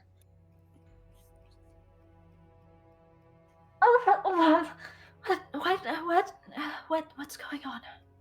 It's time to wake up. I'm sorry we couldn't let you sleep longer, but we need to get moving. There's some creepy woman who's singing outside the door, and we need to find water. Yeah, also dreadfully sorry about that. We wanted to respect you, but also need to wake you up. And we're fresh out of cold water. Kiva's immediately going to back away from Lillison, by the way, and give her some space. All right. Do we have anything to eat? Actually, yes. We have lots of things. Plenty of hardtack. Yeah. Got some fruit, Kiva too. They were... dry rations from her pack, too, and toss them at Lillison, but not touch her again. It's just like an overhand softball throw at Lillison. Lillison's going to try to catch it. Is probably pretty good at it. So, DM, I think that means Erthrindir should have exhaustion removed, but Amity and I don't. That is correct. Okay. Lillison is going to sit back in the chair and just like nibble on some rations for a bit. Earthendeer will do the same while he leans beneath the bed and feeds pieces of dried fruit to Truffle. Well, pretty not exactly five-star cuisine, but we'll get by, I think. So, y'all ready to deal with Mrs. Mysterious if she comes by again? Amity munches some jerky on a piece of hardtack. I don't exactly know how to deal with her, but she didn't come in before, right? No. Amity's going to try to crawl under the desk in front of the door and peek under a crack, if there is one, to see if there is anyone outside in the hallway. So you're peeking like underneath the bottom of the door? Are you peering through the keyhole? What are you doing? I mean, if there's any crack in the door, I'm just going to look around, and if there's a way to, like, peek through that. There's not a crack as such, but if you'd like, you can peer through the keyhole.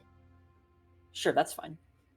All right. Glancing through, you see the dark and dusty corridor beyond. You can see the forgotten heap of the old twisted armor at the top of the balcony. On the opposite side of the way, you can see a single door that's mostly closed, though it's now hanging slightly open. But beyond that, you see no evidence of habitation or movement. What's up, Amity? Well, I don't see anyone out there right now, so at least the coast is clear. Yeah. Oh, wonderful. All right. I think we're clear then. Y'all want to get going? If we must. I think we must. And Metron will get up and he'll start to help whoever else get the vanity out of the way of the doors. Yeah, Earthendeer will help push. All right, you're able to remove it out of the way easily enough, leaving the way clear. Let's go. We've got to go get the coconuts. The what? Coconuts? Why are there coconuts? And he explains the monkey coconut story from earlier. But, why would there be a bear in a tree? Yeah, good story though. Good, I get the moral. But yeah, let's move. Earthendeer steps out into the hallway. Yeah, Kiva will follow him. All right, Kiva, as you step out, you notice, glancing around the space, that as Amity previously noticed, but might not have shared with the group, the door on the opposite side of the corridor, the one directly across from you, appears to now be slightly ajar. From best you can remember, it was certainly closed before. I don't like that, but the door across the hall is open now. Oh god, it is. Well, I guess we have to check that out. I don't think we have to do anything. I'm just pointing it out to everyone. But usually when doors open of their own accord, that means we don't go inside and investigate. Normally, we're not stuck in some sort of bizarre haunted house, so I think, frankly, common sense may be out the window at this point. Yeah, I've seen enough horror plays to know that a door opening on its own is not a good sign. So this is an old house. Right. The hinges could just be... Thanks, Lillison. I appreciate you keeping us grounded. That was very silly of me. Especially with knocking that suit of armor all over the place. Sure, but do we want to remember the fact that that spirit came at us from this direction and bothered us at this door? So maybe the singing lady came from somewhere in that direction? What happened? Perhaps there was some singing lady who was rattling at the door. I think we should just go downstairs and maybe forget this little third floor adventure. Personally, but that's just me. Well, if the monster is in the basement, then we are in the opposite direction of it.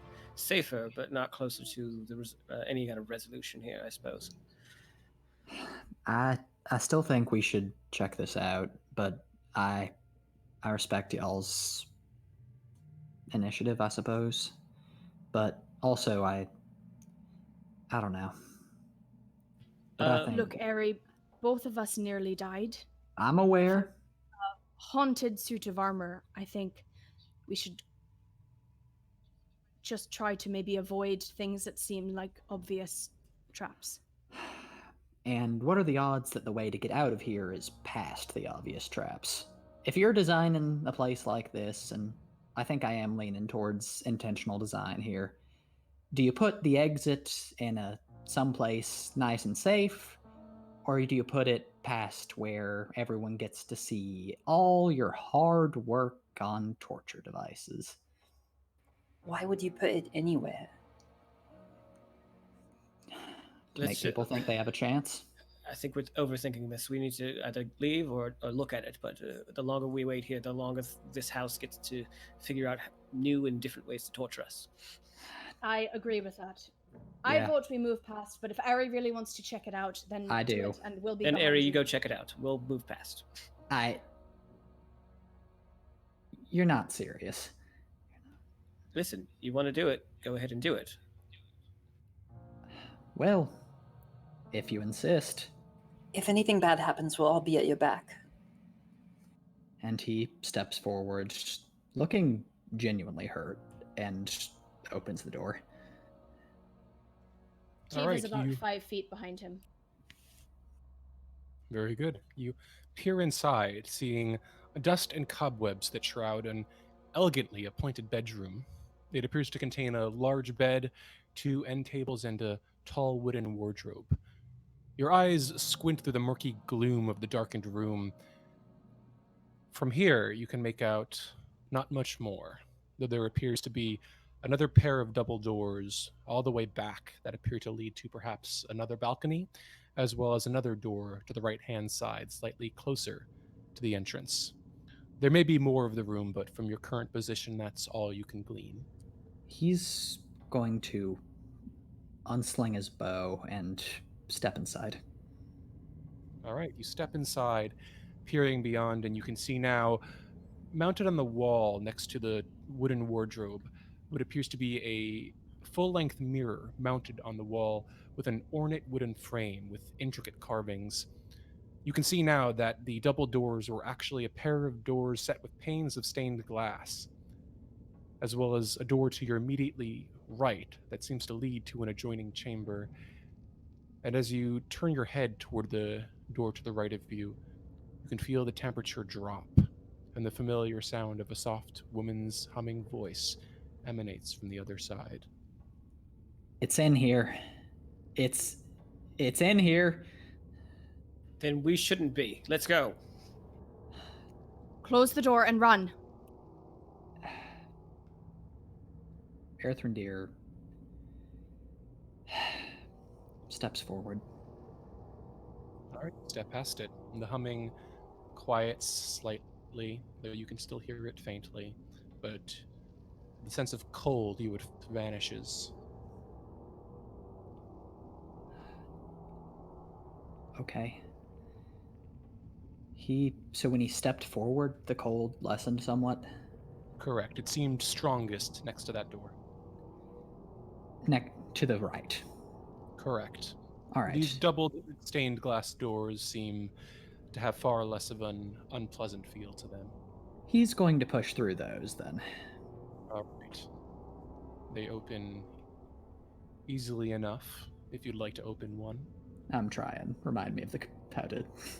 Just click the little door icon on the map. I'm attempting to. My computer is having a bad time. No worries. Oh, there we are. All right. Opening the doors and pushing them to look outside, you see a simple balcony, similar to the one in the master bedroom, overlooking the front of the house. Though you can also see a window, muddy and stained with dirt and age. Though looking through it, you can just faintly see what seems to be a small nursery containing a crib covered with a hanging black shroud. From here, you can see that the crib appears to be swaying slightly, though by what you cannot see. Earthrendir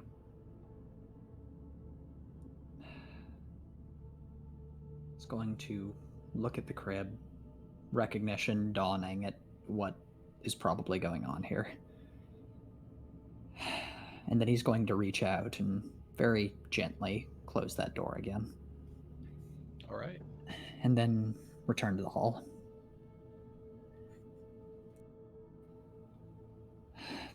I know it's in there. What? What's in there? You remember a little, what were they called? Rose and Thorn? They were talking about their great baby brother. There's a crib in there, draped with a black sheet. I'm not sure if that means the same things for humans as it does for elves, but I think it does. It does. It does mean the same for humans. Kiva is trying not to get sick right now. And she backs up closer towards the staircase. It's a rockin' on its own. So, you know, I think we know part of why this place is a little messed up. I think little's an understatement. Yes, it is. It's probably not even real, like the other two, right, Metreon? I mean, Randy, did you put your bow? Did you put your hand? Did you touch it at all? Did you see it? A baby in there? I saw it. I didn't see into the crib. I didn't touch it, but I can. Yeah, go for it.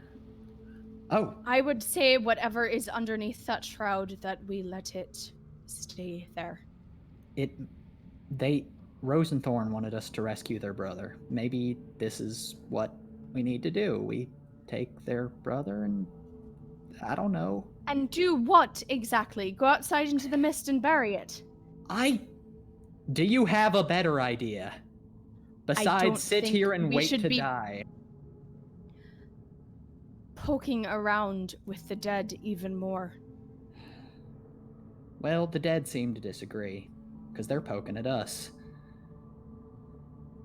He's going to step forward and open the door to the crib. All right, you step forward, opening the door to the chamber beyond. You can see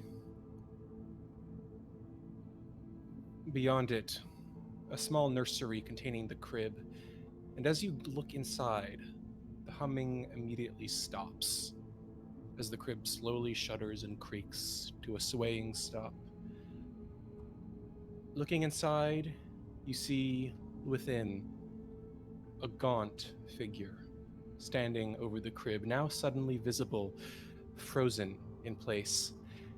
Its outline flickers, tinged with an ethereal, translucent glow, and it's only then that you realize that its feet are floating 2 inches above the ground.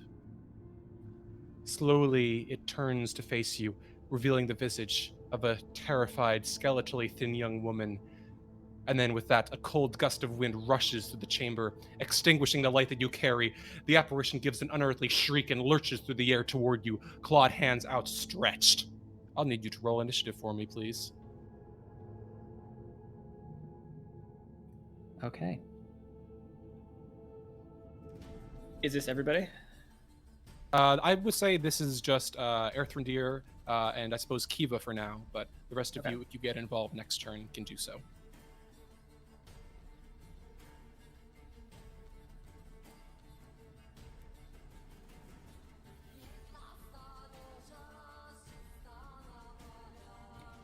$19.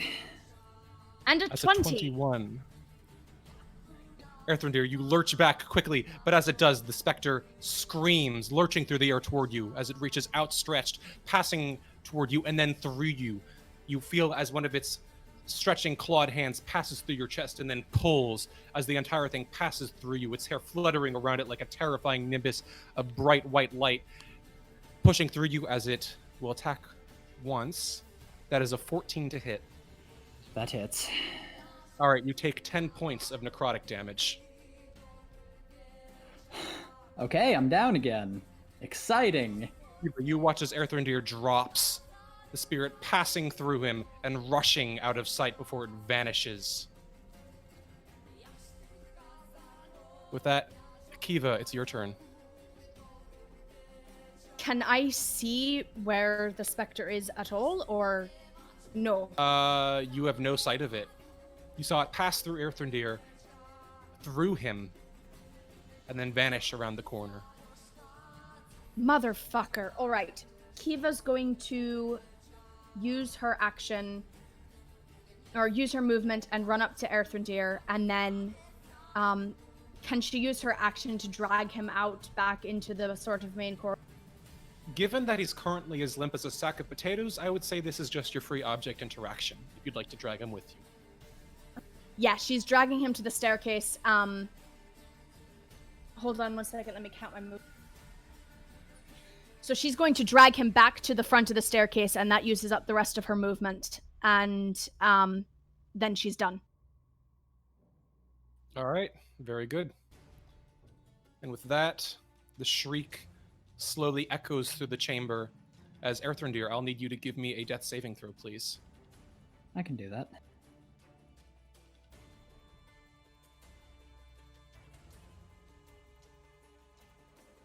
That's an 11. All right, one success. And as you watch, you hear the shriek emanating once more. And then as the level abruptly falls silent, the cold swirling all around you as the temperature plummets. Kiva, you see your breath slowly misting in front of your face. Looking around, you can see no sight of the spirit, the specter you've angered. And then the door below you slams shut. And the cold slowly fades as the temperature returns to its normal level.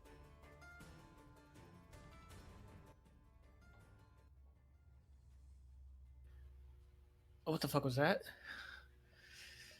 He was attacked by the thing that we told him not to go fuck with. So I think we just need to go now, actually. It's a good plan. Where do you suggest we go? Darling, I'm not really sure where we go right now, but maybe not with the angry fucking ghost that just knocked out our friend again. Down the stairs, I think, is our best bet. Watch the fucking oil. Kiva's going to attempt to try to drag him down the stairs to the second level. While this happens, I'll need Erthrindir to make a Constitution saving throw for me. Ooh. And I should hope... Yeah. Well, let's see what happens. 18. Congratulations, Erthrindir doesn't die. What? Holy What? Specters! It's necrotic, right? It's Yep. necrotic damage. No, it's specifically a part of the monster's ability, but Erthrindir lives, hashtag Erthrindir lives, and... I mean, he's still dying, though. Thrandy lives. Yes. He is, in fact, still dying, though. Like, he's not dead, Yes. but... All right, so Kiva's gonna drag his limp fucking ass down to the second level where we know there's no fucking ghosts. Metreon will actually pick up his feet and let's go. Double time. Amity follows Metreon down the stairs.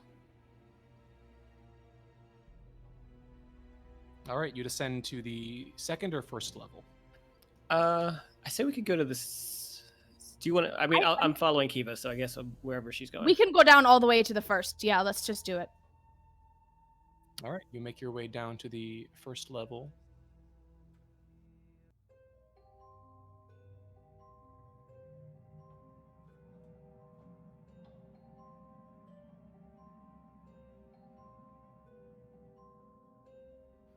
All right. Well, shit. What do we do now? Now that we're on the first level, Amity's going to try to examine Thrandy's wounds again. How many death saving throws One of success. time have passed? Is anyone tending to his wounds while you're descending? No, we're just rushing, I think, unless Amity, you want to no, try Kiva's and... just focusing Yeah, no, downstairs. first priority is All getting right. away. Earthrendir, give me another death save, please.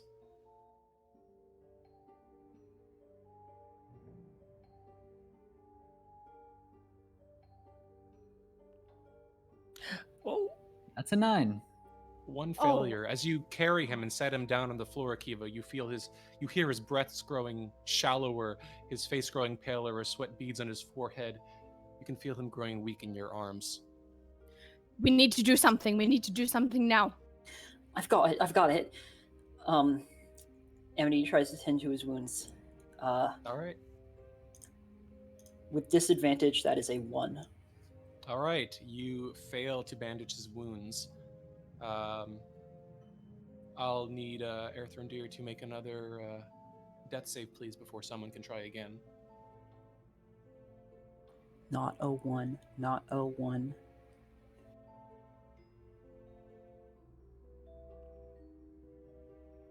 $17. All right. You see him steady a bit, but he's not looking good. He's still shuddering and trembling. There's almost a fever running up at his forehead now. Would anyone like to try again? I can't find any wounds. I don't know what's happening. He's just pale. We should try to get his fever down. Can Kiva try to do something? You can make a medicine check if you'd like to stabilize him. And if someone would like to help you, you can make it with advantage. I would love that because I have a -1 to my medicine, so if anyone wants to help. Metreon will shake his head. I don't know what the fuck I'm doing, but he will lend his help action. Actually, he will... Oh, okay, go for it. That's a 14 with advantage. All right. You feel his breathing steady, the sweat stop, and the fever slowly go down as he stills in your arms, but breathes now evenly. I've been hungover a lot, so I think he's good. He's going to be knocked out for a bit, but... All right, so what do we just wait here again until he wakes up? That thing's still up there. It's still up there, and I think that thing just wants to be left alone. I think if we stay down here, we'll be fine. I think so too. I think that makes sense.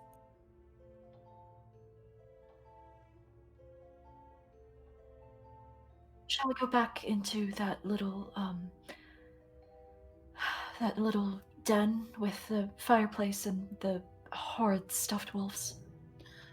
Yes, I think that's a good plan. Listen. So we get to die in a nice den. What are we? Well, is one of us cursed? Or all of us cursed?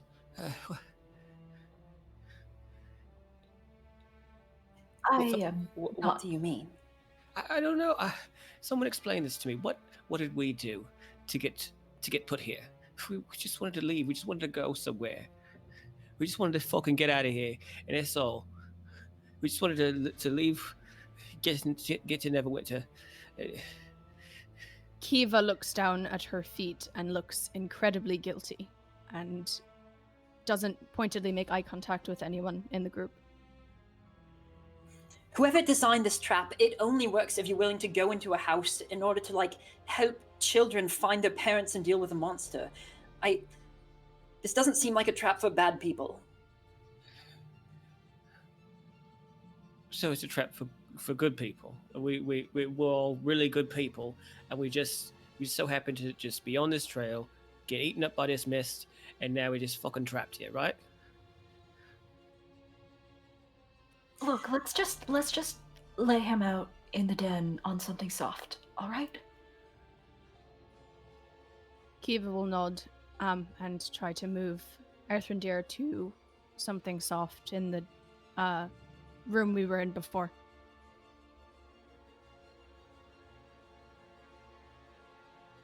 All right, you're able to move yourselves in there, and probably the best that you can do is, drape Erthrindir over one of the armchairs, just nestling him in there, or perhaps moving two of them together so he has a bit of an impromptu place to put his feet. But otherwise, he is still out cold. Yeah, Kiva will sort of try to pull one of the armchairs out and just sort of slump him in it like Clue, and then go back and sit at that little table in the corner.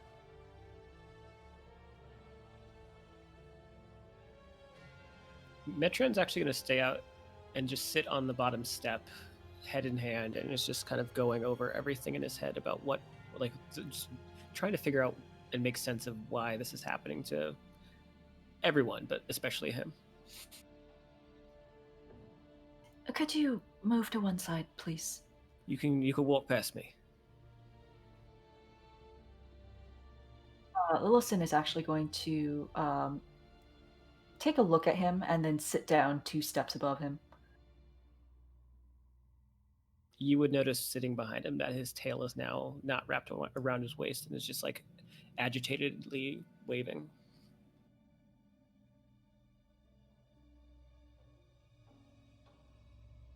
I'm almost tempted to make a snide joke about the jewelry you took earlier. Go ahead, make it. Well, you were the one who mentioned something about which of us was cursed. I left Truffle under the bed. You should probably go get him then. Is there anyone who's willing to... I'll go. Let's go get Truffle. All right. After hearing them start to step up onto the second level, Metron will sigh and stand up and slowly pace up behind them. All right, is anyone staying with Erthrindir? Seeing that everybody else has left, Lillison will squeeze past them and go into the den.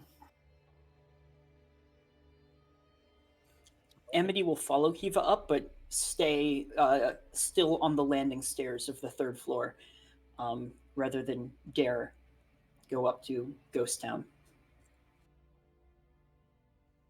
You said he was under the bed? Right. All right. Does he answer to anything special or just Truffle? Just Truffle. If and maybe some food. Okay, I'll be right back. Is the animated armor still in pieces on the floor? It certainly appears to be. Excellent. So Kiva is going to very cautiously make her way back into the bedroom that we were all in.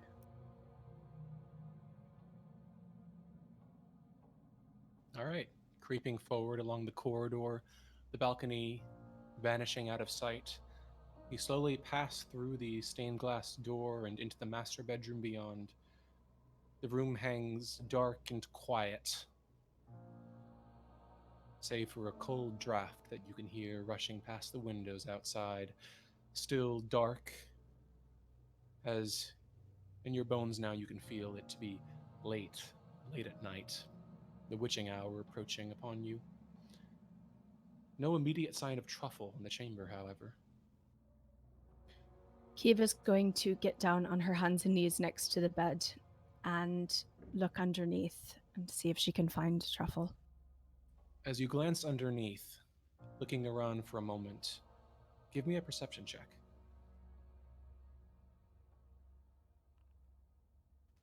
That is a 15. 15? There's no sign of Truffle. Motherfucker. Truffle Truffle, I think your mommy's looking for you, love. She's going to reach into her backpack and get out a dry ration and sort of like, hold it out in front of her, like trying to get. She's gonna poke around maybe in one of the cabinets or under the chair or something. Try to find Truffle. All right, make an investigation check for me, or animal handling, your choice. Well, my instinct was go to investigation, which was wrong because that's a 4. So should have Alright. gone with animal handling. You spend a good minute or two hunting through the room. Amity, as you stand upon the staircase, there's no sign of Kiva. Amity is just curling her tail around her, waiting. She doesn't dare to call out for Kiva, knowing that there's some horrible ghost in the room over. All right, Kiva, after a full minute or so of going through the closet and the wardrobes, you hear something stirring on the opposite side of the room. And as you look, you notice something you didn't recognize the first time. The head of the rotted tiger rug seems a bit higher off the ground than it did before. And as you watch, it seems to quiver a bit, as though the head of the tiger is lolling from one side to the other. Is that you, you fucking bastard? Haven't you done enough tormenting for my lifetime? Can't you just leave me alone?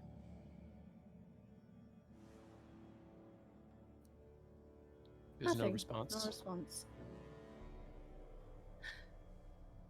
Fine. Fine.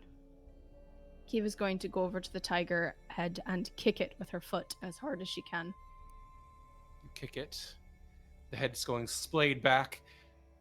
The rotted underside of the rug infested with flies and dust and cobwebs as it's abruptly flung back toward the fireplace, revealing the dusty, dirty, grimy floor and what lies beneath. A small, spotted pig that snuffles up at you innocently, its little black eyes glinting beetily in the darkness.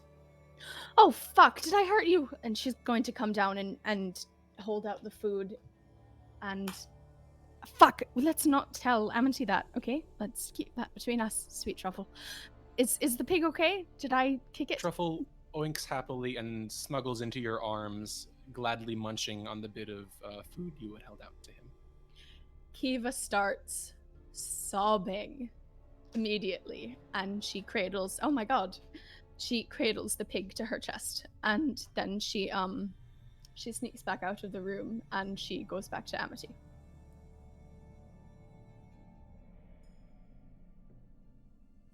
Oh, thank God. Amity gives both of you a big group hug. I think I'd like to go back downstairs now. We're already going back Let's downstairs now. Did you find the pig? Kiva hands out Truffle to Amity. Let's go back down. Let's hurry. Don't want to delay our deaths too much, right? No, not at all. With that, you descend the red marble staircase, your steps slowly echoing as Truffle cuddles up, curling closer into your arms, Amity, oinking softly.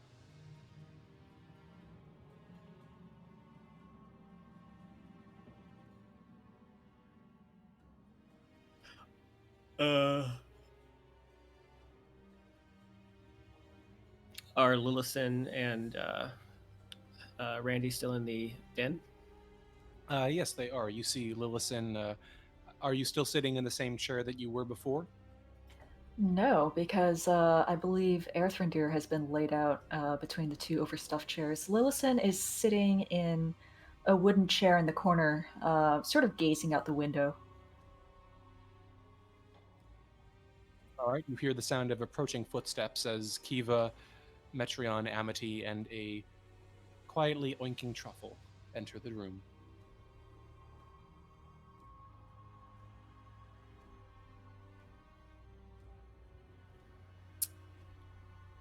How is he? He hasn't really moved or stirred.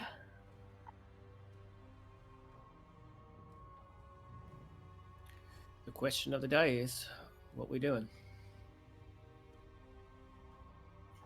Well, I mean, if we stay here, we hear whatever it is from that basement. If we stay on the third floor, we may or may not be stalked, let's say, by whatever that thing was, although given how the door slammed, it really does seem to me like it just wants to be left alone. We have not looked at the second floor. Is that something we really want to do then? I don't know. Maybe we just get this over with. We go downstairs. We see if there's a basement, and die or be killed. I don't fucking know. I don't know. At least see what's down there. See why they want us trapped. What's trapping us? Something.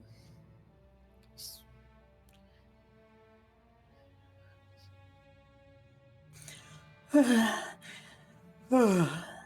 agree. I'm so tired. Let's just... I don't know. If we are to be the brave and bold heroes who go forth to meet our doom, I would rather do it rested. Good luck trying to get some fucking sleep in here tonight. I guess. As long as nobody else throws a pillow at my face. Metron kind of chuckles to himself when you say that. I guess that's calmer then, right? And points at Earthendeer, still laid out between the love seats, or the armchairs.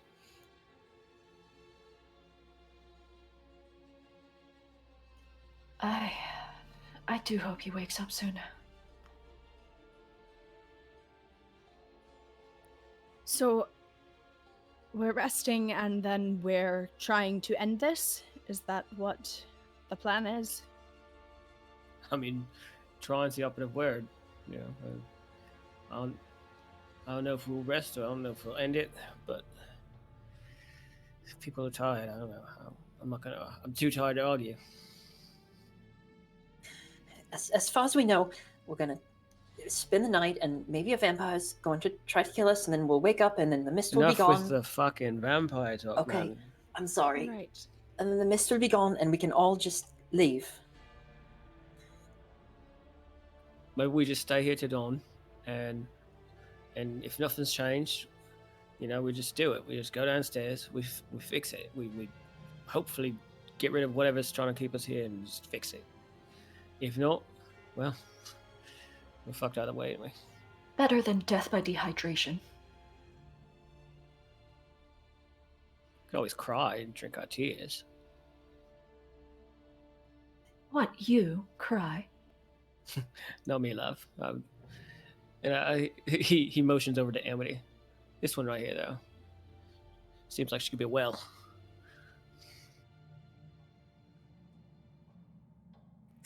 Amity bites her lip. Don't. Gotta have a sense of humor in these dark times, right? In the morning, I will be happy to give you a lecture all about acceptable targets. For right now, I'm going to sleep.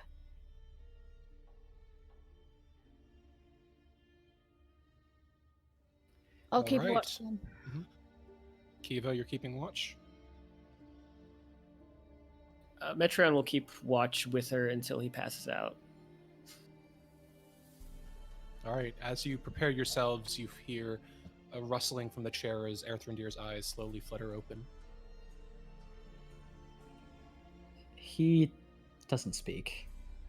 He looks around, looks down at his chest, pulls up his shirt as if, like, making sure that what he thought had happened had actually happened. Is there any sort of mark from the Spectre's attack, or is it completely Your chest is pale, and you can see the veins pulsing through the skin. It's unnerving and unpleasant. It's faded somewhat, as though it was worse before and has since gotten somewhat better, but the paleness and the cold you feel as you press your palm to the wound doesn't entirely go away. He's going to blearily stand and then move his way to the window, sitting next to Amity for a moment. And then he, kind of nodding to her and the others as he goes, and then he takes the sending stone from hers around his neck, puts it in his hand, and mutters a quiet message.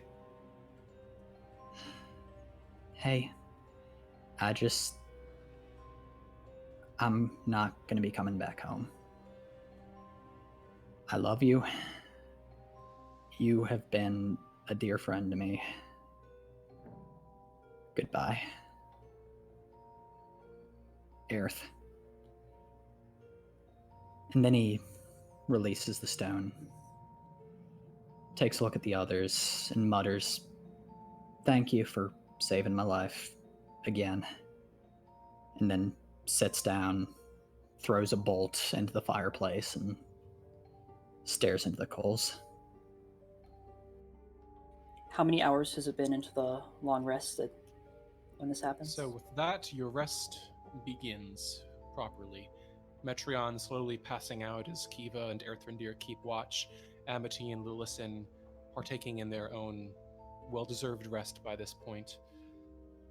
The hours and minutes tick on slowly, one moment passing, then a next.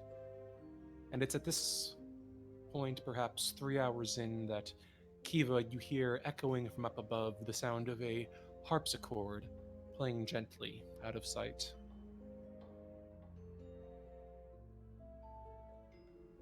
Is it a song that Kiva is familiar with? It is not. It's strange. You don't recognize the tune or melody of it. It just continues on for another few minutes. An eerie, lonely sound. And then slowly, after a few minutes of playing, it stops and fades into the darkness of the house.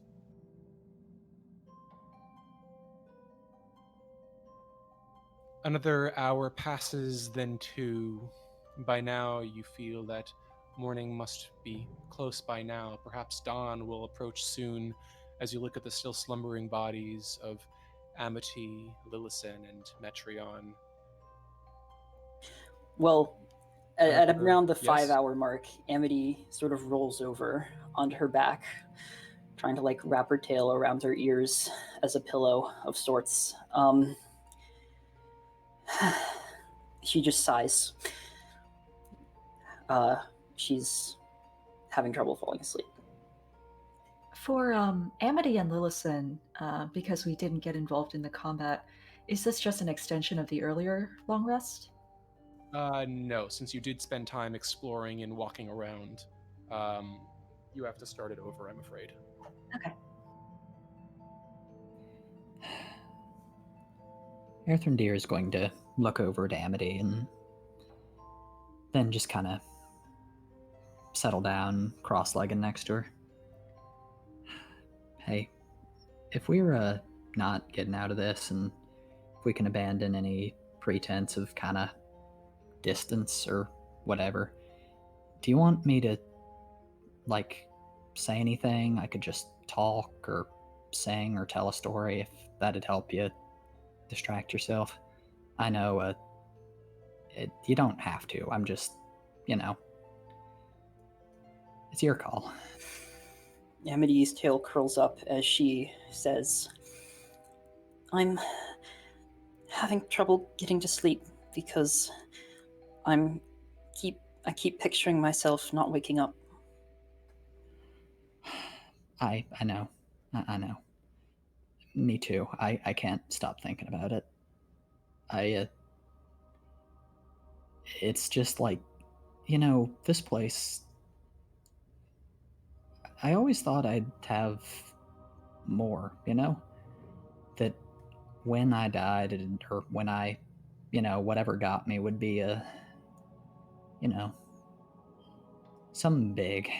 But now it's just, here we are, about to die of some cheap trick and somebody's idea of a sick practical joke. But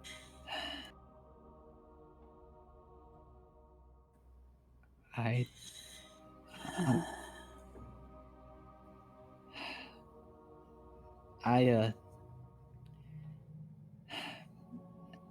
can do one thing if you'd like.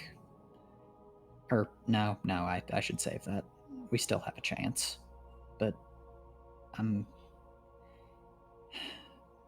I'll sit with you if that helps. Make sure that you do wake up tomorrow at least.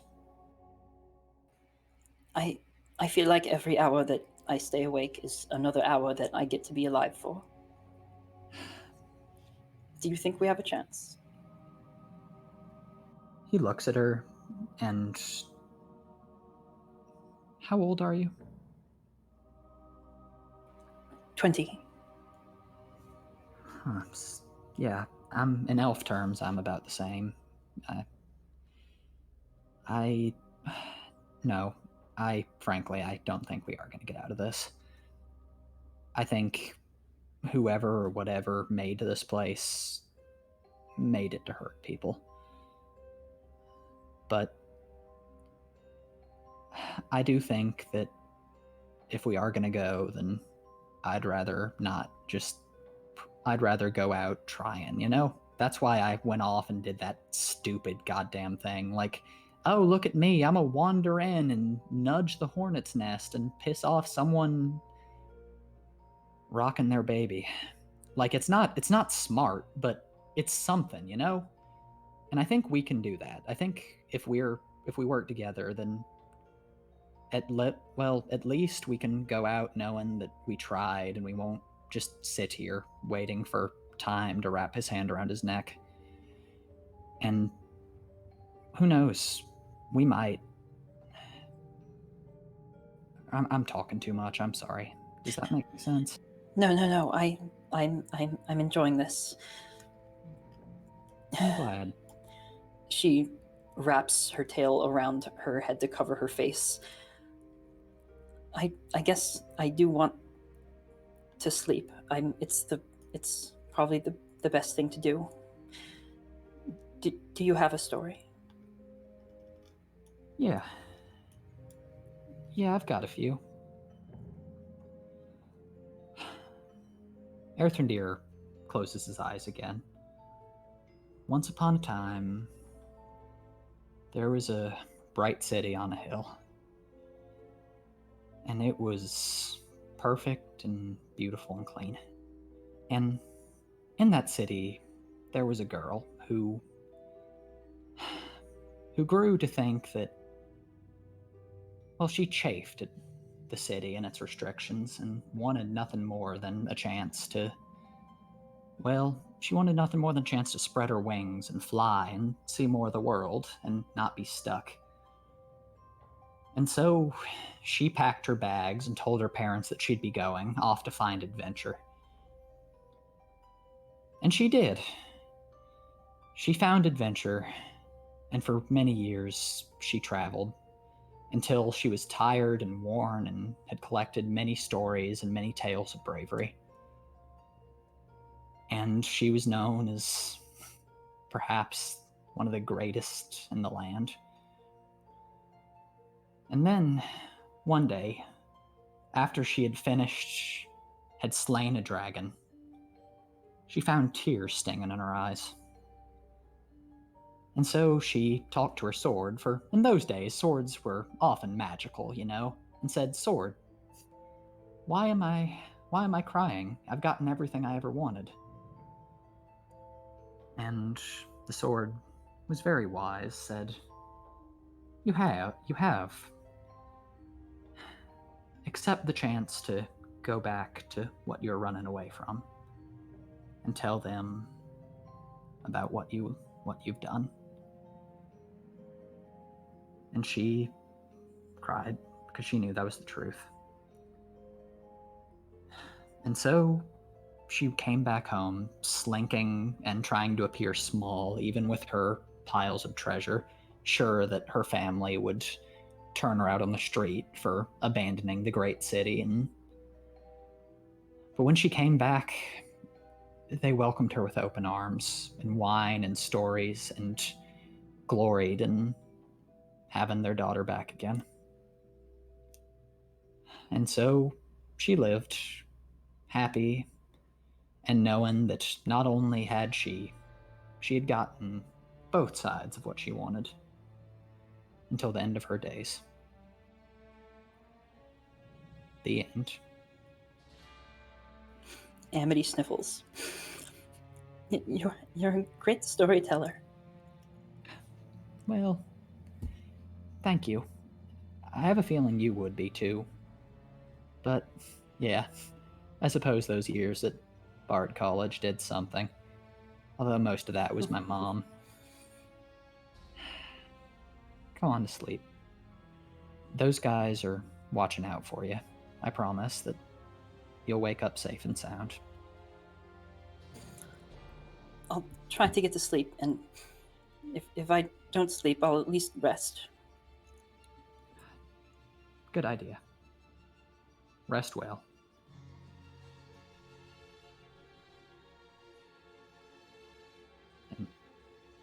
And Erthrendir leans against the wall and keeps watch for the rest of the night.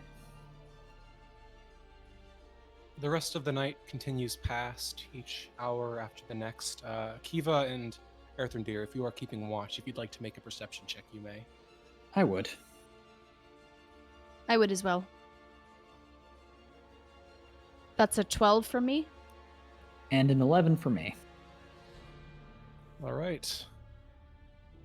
With that, another hour passes, then another. Outside, you can see the fog beginning to lighten, the darkness retreating as a gray, misty light returns with the day. Amity and Lillison and Metron slowly turning over, groaning as in their sleep as they slowly surface back to wakefulness. And it's then that Kiva... Actually, let me check. Kiva, yes. You feel below you something in the house begin to tremble.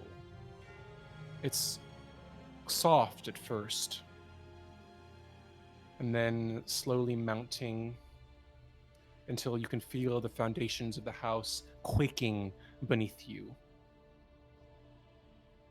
From the floor below, you can hear that familiar whine slowly mounting, then echoing as dust shakes from the dusty floorboards over your head. You can feel the house shaking and creaking and trembling as all around you the house creaks and groans. Amity, Lillison, and Metron, your eyes snap open as the keening whine mounts to a blood-curdling howl, joined by a second, then a third, as they scream, reverberating through the entirety of the house and chamber. Lillison and Kiva, your eyes widen as you recognize that they're not howls of beasts. They're screams of agony. The house continues to shake, and as you watch, your eyes wide open as the screams mount and tremble and shake, reverberating the very air of the room. Lillison, your eyes widen as slowly your chair begins to lift off of the ground, the table following as the tablecloth flutters in the air, each of the chairs rising. You watch as the armchairs around the hearth begin to rise, Erthrendir perched upon one of them. You see the assorted items, the tankards, the candelabra above the table before the hearth, slowly rising as each of the items then tremble and shake, the table suddenly rolling as the items fall to the ground, crashing to the floor and breaking and shattering. You watch as the fire crumbles and sparks with embers spitting out as you watch the wardrobes begin to rise into the air, slowly swaying as they spill toward Kiva and Metron. Don't you dare. And Metron's getting out of this room. He's running. Yeah. Yeah, Kiva's going to try to get out the door as well. Mm-hmm. Amity howls right along with the screams as she tries to dodge the furniture and get out the door. Same. Although he's going to take a look at Lillison and see if she's needs help. Lillison is gripping the sides of her chair as it raises, but as everybody else starts running out, she half hops and half flings herself out of it and runs for the door. Good, glad we got you. And as he runs out, RA just stands in the doorway before slamming the door shut and just screams, "What the fuck do you want from us?" And then he slams the door closed. As soon as your sight to the other room is cut off, the screams sever, as if cut off abruptly, and you hear the sound of several slams and thuds and the shattering and cracking of splintering wood from the other side, and then silence as the house stills around you. No safe space, sir. Not here. Did Truffle make it out? I have him right here. Oh, good.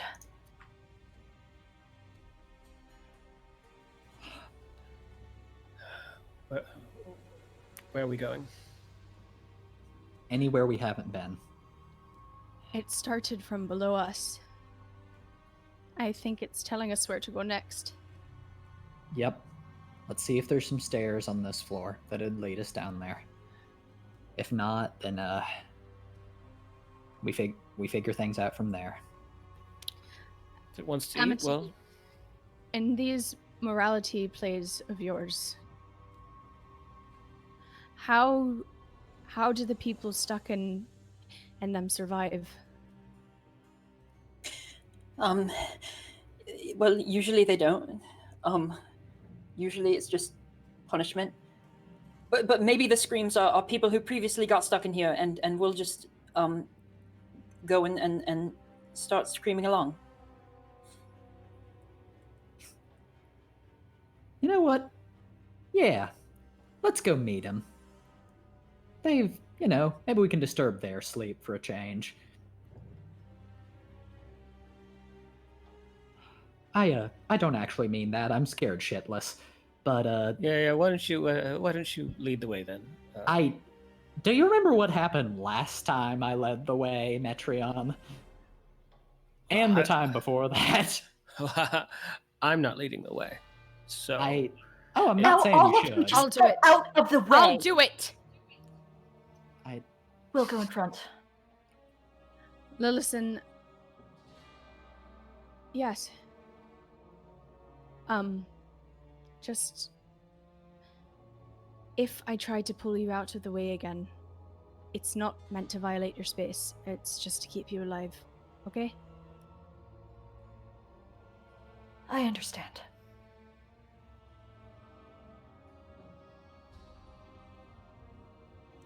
So let's go. Metreon bows, gesturing towards the kitchen, and kind of waves his hand around the area. Where do we go from here then? Well, shall we go up or down? Down is good. Everything's coming from below us, so let's find a way down. All right. Good luck. And with Lillison that, as you regroup, Lillison, yes?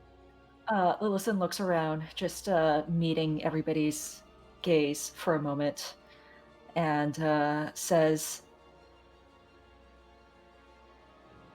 "Let's show this house there are things more scary than it."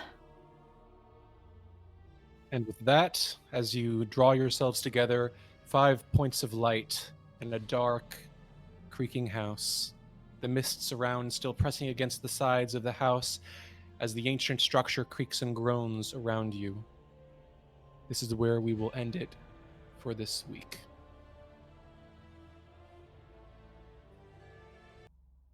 Oh, and y'all did get a long rest. Those of you who did take one. So thank goodness. Oh man, even though Emily did not sleep. Cool. So, hope you all had fun there. Looking forward to seeing what happens next time. Yeah. I feel like Kaya and Twy provided lots of fodder for the shipping that will inevitably be happening. Oh yeah, I happening expect no several idea. memes. No idea what you're talking about. What do you mean? full on. Just it's there. Serious. Sure I don't know what you're talking about. Dad bar. But yeah, good times. Thank you, Dragna, everyone. don't use that other computer anymore. Like, you have to stick with this. Yes. All right. And cool. I think that's it for this week. So, and yes, I will make sure my audio issues are fixed for next time. So, with that, thank you to everyone for joining us today. Again, happy birthday or happy bite day to Kaya. Thank you. And we will see all of you back in the mists next Saturday. Until then, keep an eye out for the things that go bump in the night and take care. Bye.